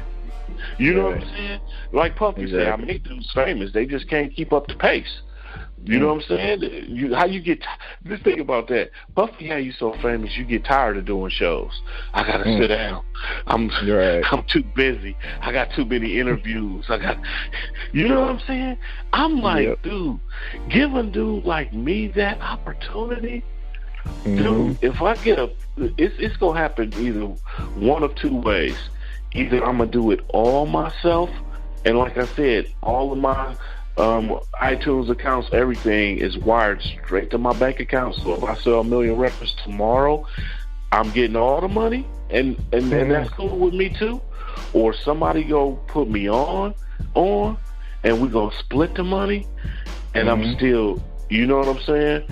And I'm still go do it. You know what I'm saying? Right. So there is no other than that. Either I'm gonna do it by myself, or one of these extra large companies is gonna recognize this dude. I've been doing this for 30 years. Let me put that out there. I want you to know this. I have consistently been writing, putting out music for 30 years plus. Man, congratulations, man. You see what I'm saying? And most people don't know me. You know why? Because that song, Why We Feel So Sad, is my first radio song. I never even made a song that I wanted to put on the radio, because I was like, fuck, I don't care about no radio. If I want to cuss, I'm going to cuss. I'm not getting ready to change shit for nobody. And I happened to make this song, and I wrote it, and I didn't cuss in it, and I didn't try not to cuss. But I noticed, I said, I have a naturally born organic radio song that came out of me, and it's a dope song, and it's dealing about the mental stress and stuff that a person when he's incarcerated goes through. You know what I'm saying? Yeah. When your kids are going to school for the first time and you don't get to see it. They walking for the first time and you don't get to see it. Or your daughter. I remember one time, dude, imagine this. I was in prison. I asked my daughter, I said, what you been doing? And my daddy came and picked us up today. Your daddy? I'm your daddy. You know what I'm saying? Like, imagine that. Right. Like, what is some other thing out there you call it daddy? You think your heart get broke if your girl cheated on you? Your heart gets snapped in half. You in jail. Your daughter like, what's she calling another nigga daddy? Like, damn, I fucked up bad. Like, I'm done. You know what I'm saying? Like, that's the stuff that people don't talk about. You know what I'm saying? And you looking at pictures and stuff, and that, you know, and that's what that song is about, man. It's like, you know, they say that money don't make us glad, but without it, why do we feel so bad?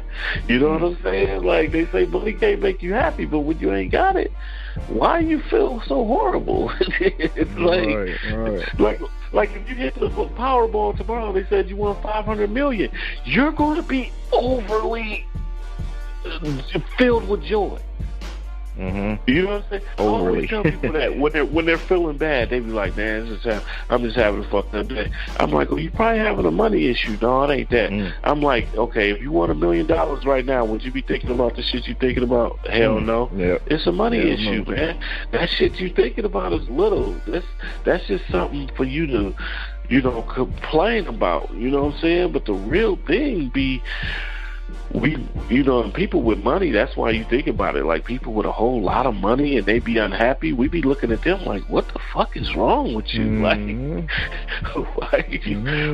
why are you sweating something so little? And you just go get on a yacht and forget about it. You know what I'm saying? Like, you know, I mean, there's more things to life than money, you know, but yeah, man, I don't know. I didn't know how much time we had, man. So you ain't tell me, hey, make your answers short and concise. So, you know, I made a few podcasts. I don't know if you live or you editing it. You probably gonna edit this, ain't you? We are live, and only time I edit is if I mess up my words or there's some long gap.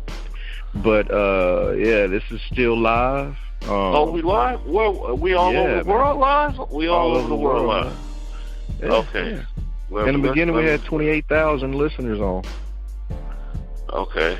Well, let me tell people this, man. I want people to listen to my music. Y'all people that's listening out there, I want you to go check me out on YouTube, Angelo Tha Don. I got a lot of music on there. I got a lot of new music videos that I'm working on, a lot of new quality videos. So right now I just got music on there and maybe a couple videos. But they can go on Instagram, man. It's Angelo Tha Don Music on Instagram. They can hit me up at Angelo Tha Don 1 on Twitter. That's the number 1. And like people can engage with me, man. Like, you know, I talk to people, and I want to keep that going. You know what I'm saying? So I really didn't like the social media thing because I didn't really like the negative stuff. You know what I'm saying? And I don't like that when you get famous, you gotta kind of, from what I see, you gotta roll with the crowd, or the whole crowd will turn against you instantly. And you know what I'm saying? Right. So, you know, so my thing is this, like, we don't have to agree on everything in life. You know what I'm saying? And I'm not going, right, you know, but when you're a public person, I think that now that people have access to a public person on stuff like social media, they can just come right on there and say, hey, you know what, that's some bullshit. And some people just want to do that anyway. You know what I'm saying? They, you know, some people, you know, this is back in the day of the concert. You know, you could have had a comedian on stage, and you had them hagglers that just yell out some dumb shit. You know what I'm saying? So you got people that are natural born critics. They want to criticize shit anyways, but even they're welcome. But I'm not gonna get into no drama with no person, because I'm not going to talk shit to you. It's either I'm going to come get you or I'm not. You know what I'm saying? So, and that's the rule. Yeah, you know, it's like, and to be honest with you, I'm not, you know what I'm saying, I'm not trying to ruin my life over nobody. So it's like, talk all the shit you want. You know, I'm not gonna engage none of that. But real people that want to have conversations about the music, and anybody that's trying to be a promoter, trying to be a producer, if you dope, I'ma fuck with you. Period. Point blank. You know, we all working on you know, small business budgets, all of us, but there's nothing wrong with everybody linking up and making stuff happen and increasing our resumes, and you know what I'm saying, and to say we fuck with each other. I don't care if you're overseas. You know what I'm saying? You know, if people want me to hear their music, I don't care if you just started. I got some, you know, some stuff that I'm doing. You know, I'm gonna do this podcast on writing songs, man, called The Craft, because I want to take my knowledge of producing and writing music and talk about it. You know what I'm saying? Right. So, you know, but like I said, people can hit me up on social media. Angelo Tha Don right now, like when you Google it, and that's the THA, you know what I'm saying? But, you know, they Google it, they can see places I'm at, and they can hit me up and add me. I follow you, you follow me, and we can just grow this thing together, man. You know, I'll appreciate it. All 28,000 of y'all did that right now. You know what I'm saying? You know, but, you know, other than that, man, I don't know. Anything else you want to know, man? Anything? Yeah, I think you summed it all up, man. We would like to play your song While We Feel So Sad, if you don't mind.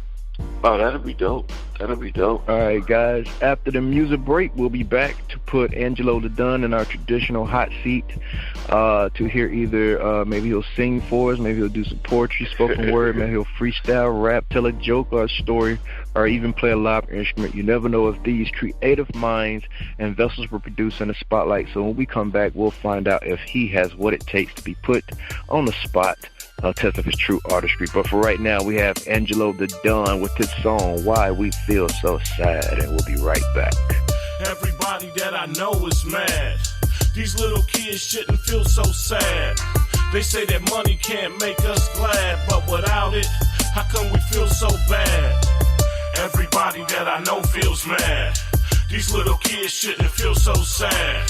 They say that money can't make us glad, but without it, how come we feel so bad? Suppression, aggression, learning to cope with depression. My life lessons haunting me like possessed. Children left with no protection, undercovers infiltrate with no detection. Left stressing over hustlers' confessions. When in the booth, I used to brag about my blessings. Winnings from the dice game, my life with no regretting. Now the vision I'm projecting is a project of hoods connected with corporate bank accounts erecting. Yeah, Stones is independent. Watch me and the fam winning. Patience is splendid, so much game, I'm soaking in it. Drop my ego, OG said I'm broken with it. Step my game up, it's life, stop joking with it. This time around, I'm looking at the big picture. We all here to stack up and make our babies richer. I'm in the cell, looking at my baby picture, and it's looking like my baby picture. Everybody that I know is mad. These little kids shouldn't feel so sad. They say that money can't make us glad, but without it, how come we feel so bad? Everybody that I know feels mad. These little kids shouldn't feel so sad. They say that money can't make us glad, but without it, how come we feel so bad? Looking in the mirror, I wonder will you look like this? Handcuffed, federally booked like this. Facing 35, don't want you feeling shook like this. Get an education, don't be a crook like this. I'm on this bus and they shipping me away. 23-hour lockdown, never see the light of day. Thought I had to right away, cause every day, right away, I bought you Pampers with the pay stack from the yay. Bought you little clothes and toys to play. Now I buy cards from commissary to send on your birthday. You started school, I missed the first day. You caught another man, daddy was the worst day. Mercy, life is cold, but the cell is ice. My cellie got double life. He took his trouble life, hanging from his bunk. They said he tried it twice. I tried to kill myself last night. Everybody that I know is mad. These little kids shouldn't feel so sad. They say that money can't make us glad, but without it, how come we feel so bad? Everybody that I know feels mad. These little kids shouldn't feel so sad. They say that money can't make us glad, but without it, how come we feel so bad? Everybody that I know is mad.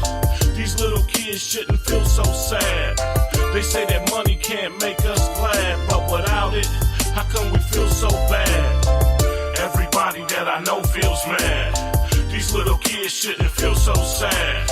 They say that money can't make us glad, but without it, how come we feel so bad? Everybody that I know is mad. These little kids shouldn't feel so sad. They say that money can't make us glad, but without it, how come we feel so bad? Everybody that I know feels mad. These little kids shouldn't feel so sad.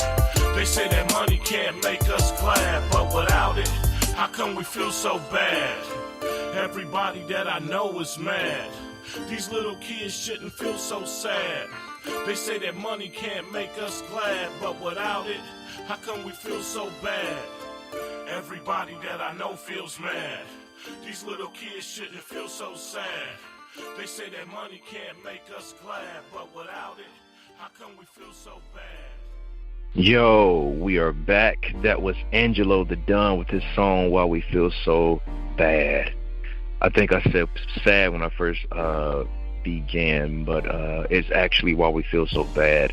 Man, it's a dope record. Oh man, that nostalgia feeling with the dope beat, dope lyrics, and very true to the words. I love it. So guys, you got to get it done. Every choice you face, every decision you make has its good points and of course bad points. Consider them carefully and then make the decision. A less than perfect answer is infinitely better than doing nothing. Everything you attempt has some risk and some challenges. For anything you undertake, there are plenty of reasons not to do it. Weigh the risks against the benefits and then make the commitment to take action. Decide what you want to do with your eyes fully open and then do it without looking back. There are many directions from which you can choose, yet you must choose. Your options are meaningful only when you exercise some of them and reject the rest. Trying to do everything is as fruitless as trying to do nothing. You got to define yourself, choose your path, and start walking. Decide what you want to do and get it done. Take that from me, dini-mussolini. That is my word, and word is bond. But for right now, let's bring back the man of the moment, Angelo Tha Don. You're back live with us and in our hot seat. Yo, I'm in the hot seat. What do you have for us? Yeah. I'm going to spit something. I'm going to give you some acapella. All right, check it out. Hustlers receive the infinite light of eternal greed, baptized in divine fluids when bullet wounds bleed, hand soil from the earth when you drop to your knees. Your mental grid numbs the pain, marinated in weed. The asphalt is holy, lords of universal forces, travel in mechanical chariots, maneuver horseless, infinite torches burn blazing on slave porches, influencing young peasants, telepathy saying smoke this. I hear prayers of those reaching for hustling teachings, lessons of pyramids crowned with all-seeing eyes yearn before belief and turn in late evenings, repent for cloud burning, deceiving supreme beings, wisdom of absoluteness beaming like solar flares, thawing thug hearts frozen like polar bears, colder than theirs, game erecting the hairs of ancient pimp souls resurrected by air. Breath of the chosen, scripture fulfilled golden, words from the all-knowing, holy grail holding, concrete messiah making the prophet blowing eternal life in the scramblers worshiping the beholding. You know, I figured since the whole world listened, I give them some heat. You know, I give them a little heat. I give them a little complicated heat to go back. Man, that was definitely some fire, bro. Man, let everybody know where they can connect with you at. They can hit me up on Instagram. Right now, I've been on there a lot under Angelo Tha Don Music. I'm on Twitter, Angelo Tha Don 1, the number 1. And I'm on Facebook under Indiana Stones. It's Angelo Tha Don. And wherever, you know, you could wherever, you know, so you could call me if you want to. You know, I'm down, you know, to holler at anybody, man, especially people that want to do business, man. But if they want to email me, man, and they want to become a direct customer, they can hit me up at AngeloWilliams2927@yahoo.com and tell me you want the MP3 or something. You know what I'm saying? I do radio. I do promos like that. I send out stuff, you know. So, definitely. You know, hey, thank you for having me on, man. And, you know, I feel blessed to be, you know, to be out here getting listened to by your fans and your followers, man. Yes, sir. And guys, just in case you didn't get those links, we have them in the description of this episode. Unfortunately, Angelo, we won't put your phone number in the description because I don't want the spammers to hit you up. But if you guys, you're listening to the show and you got the number, you got the number. We can't take that out, and I won't edit it out. And they can also go on, you know, all the streaming sites and iTunes. I'm on all of that. So I put out 3 albums this year. It's all street stuff, and it's like different styles on there. A nice variety. I ain't got no auto-tune on there, but you got enough of that. So going around. But you know what I'm saying? But it's a lot of different styles. You can hear all my different deliveries. That's why I put out 3 albums, because I got a range of deliveries. You know what I'm saying? So just listen to some of that stuff a few times, and you know what I'm saying, and feel where I'm coming from. You know what I'm saying? So, you know, and ride with me, man, because I'm gonna keep doing it. I got a new album coming out, man, at the top of the year. So I don't know what I'm calling it yet. But I don't know what I'm gonna call it yet, man. But I'm gonna let you know, man. I'm gonna hit you up, man, immediately. You know what I'm saying? And talk and holler at you about it. You know, so you know, and then that way we could do that. But yeah, I'm thinking about doing a super hardcore album, man. I'm missing the super hardcore stuff, man. So. I want to do like a Niggas for Life album, a Get Rich Die Trying, a Death Certificate album. You know what I'm saying? Just because, why not? You know what I'm saying? Right. So, you know, but this gonna have, you know, all the skits, and it's gonna be like a movie, man. So I've been working on that, and it's coming along great. So, but people holler at me, they got shows, I'll jump on a show with you. I'm a person you can work with, man. I don't have no ego, man. You know what I'm saying? People can say, I want to fuck with him, and holler at me and get in touch with me some type of way. And we can make it happen, Yes, sir. Tell bizzy-bone to holler at me, too. Definitely, man, definitely. I think they're out in Cali right now on tour. Yeah, you know what I'm saying? Tell them I'll open up for them. They need a new OG to open up for them. They ain't gonna find no new dudes that can open up for them. You know what I'm saying? I'll ride with them, man. Hey, let them know I'm not afraid to say it, man. You know what I'm saying? I ain't afraid to say it. I fuck with Bone Thugs and Harmony. They from Cleveland, from Ohio. I'm from Indiana, man. That's next door to me, and I'm in Ohio right now. So, you know what I'm saying? So, hell yeah, In Columbus, that's busy stomping ground. That's where the crew is at. Yeah. You see, don't holler at me. I'll be at the Ohio Media School all the time, networking, you know what I'm saying? So, we could do something. I make beats, man. I made that beat. I made all the beats on the album. When you listen to my album, all the creative things are me. The graphics are mine. The beats I made. I engineered them. I mastered them. I did all of it. Oh, wow. That's you see what I'm saying? Yeah. I did all of it, dude. Like everything in that month. I pushed the button on the distribution. You know what I'm saying? I promoted it. I paid for it. All of it is me. I would give. The only thing I'm going to have when I shoot these videos, I got to have somebody hold the camera, but I'm going to edit it. You know what I'm saying? So, right. So that's how it is, man. And I just happen to get good at doing that stuff by necessity. You know what I'm saying? Right. So, somebody can hit me up. Like, I got beats. I'm sitting on 1,000 beats, man, I just pick stuff out. And usually when I sell beats, I'm going to sell them the best ones. And I keep the beats that maybe nobody want, and I'll be like, let me show them what to do with this. They just didn't know what to do with it. You know what I'm saying? So, But yeah, man. Anybody, any new up-and-coming people, hit me up. I'm the dude to fuck with, because I'm not going to have no ego on it. You know what I'm saying? I'm going to help you any way I can. You know what I'm saying? And that's what it is. Any OGs that want to work, look, I'm the dude you want with you, because if they don't know all the technology, I know all of it. You know what I'm saying? And I'm willing to work. I'm willing to negotiate. We could get money together. You know what I'm saying? So, I act, you can do a movie, whatever you want to do. You got a movie? I'll be in that mode for the low. Let's do it. I've just got in 2 of them this year. You know what I'm saying? Wow. So, because I've been working with students and stuff, man. I'm in some movies I don't even know the names to yet. Like, I'm like, just give me a finished copy when it's done. I'll help you promote it. You know what I'm saying? Like, I've just played a kidnapper in a movie. Like, so... Yeah, man, it's like, I'm you know what I'm saying, man, I'm open to all of this, man. If you got a clothing line, I will wear your shit tomorrow. Send it to me. You know what I'm saying?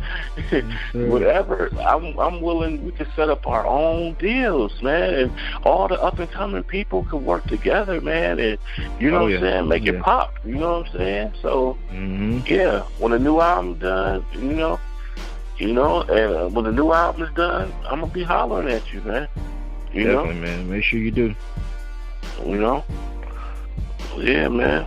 So, if we could do some business, man, just let me know, man. Oh, I forgot to tell you, man. I put out a book called The Art of Self-Love under Angelo Williams. It's on Amazon. Look that up, author. Yeah, I write, man. I just start putting the books out, though, man. People have been telling me, because I let people read them, but I don't like retyping them. But I took some classes, some editing classes and stuff, so it made it easier for me. So it's more of a delight now, man. Like, I'm big at learning on my own, but sometimes I'll go take a class just because I need that information downloaded into my brain. So, I ain't got to do too much trial and error, man. You know what I'm saying? Right on. you know. But yeah, man, it's been a delight, man. It's been a delight talking to you, man, and kicking it with you and your listeners, man. Same here, bro. Same here. You know. So just let me know. What else you want, man? What else you need to know, man? I think that's it, my man. I think we covered it. Yeah. All right, cool, man. Cool. All right, man. Best of luck to you, man, and I hope that we can catch up with you sooner than later. Hey, am I gonna be able to share this, man, on my social media? Oh yeah. It's gonna be on your site. Yep. As soon as the episode is done, I'll post it, send the PR the links, and yeah, man, you'll be good to go. Well, you got my number and my email too, man. So anything, you know what I'm saying, that I could do, you know, to help you or whatever, if you need help, I don't know. You know what I'm saying? You know, you're a cool dude, man. So anytime, man. I appreciate that. You know, this number I got, I know this is your business number, but regardless, I got it locked in my phone. So whenever I got some new music coming out, man, I'll holler at you, man. Yeah, man. Anytime you just want to come back on the show, man, just call the number. You can just peek in, say, hey, we can play a record. We actually got another show called Skeptics, and we don't have any script. You know, we just talk, conversate. If it's an artist on, we play the music, promote the music, and then we just have general conversation. Hey, do you have something like, what if I played a new record and wanted to get some feedback from some of your listeners? Can they call in? Like a pump it or dump it or something? Yeah, we used to do that. Just I haven't did that in a while. Or maybe not like that, but more, you know, tell me, I'm going to drop this, what y'all think? You know what I'm saying? You know, gotcha. Not necessarily saying I'll stop it from being released, or, you know, because I'm the type of dude, if everybody hates the song and I'm feeling it, I'm still going to drop it. Yeah, because I like it and I know what it means to me. You know what I'm saying? So, right on. But I still like to hear what people say, though. You know, make them a part of the process, man. You know what I'm saying? Right on. Yeah, we can do something like that. Yeah. All right, man. I ain't gonna hold you up no more. Just man. We'll stay in touch, man. And everybody out there, thanks for listening, man. And hit me up on them social media sites, and you know we can keep the conversation going. Yeah. All right, man. All right, man. Appreciate you. Thank you, my Vigilantes family, as always, for checking out my podcast over here at Vigilantes Radio. All episodes are available for free download, and you can grab that from either Spreaker.com/Only One Media Group, iTunes, YouTube, any app that's on a Google Play or iTunes store, or our website, and that goes from every single episode that we've ever aired. If you'd like to request music or a particular guest or send something for me to play, email it to vradio@onlyonemediagroup.com. If it's music, please label it by artist and title. Here's my disclaimer. We are genre free, we do not judge, and we absolutely do not base our opinions on hearsay but facts alone. And actually, you can scratch all of that because all of my opinions are always right. That's the bottom line. This is my show, so deal with it. Nah, just kidding. On behalf of myself, Dini-Mussolini, I appreciate all you guys for tuning in, either afterwards or live with us. Spread the word, because sharing is caring. We stepped up our game just for you guys and our guests to make sure that you have the best experience here on our show. Be sure to connect with us on Facebook, Twitter, Instagram, Tumblr, as well as Spreaker. We always follow back. That is the #1 rule. Okay, well, just remember to be yourself and be absolutely great at just doing that. Avoid being too comfortable, because you're messing with your potential when you do that. Peace, and have a good night.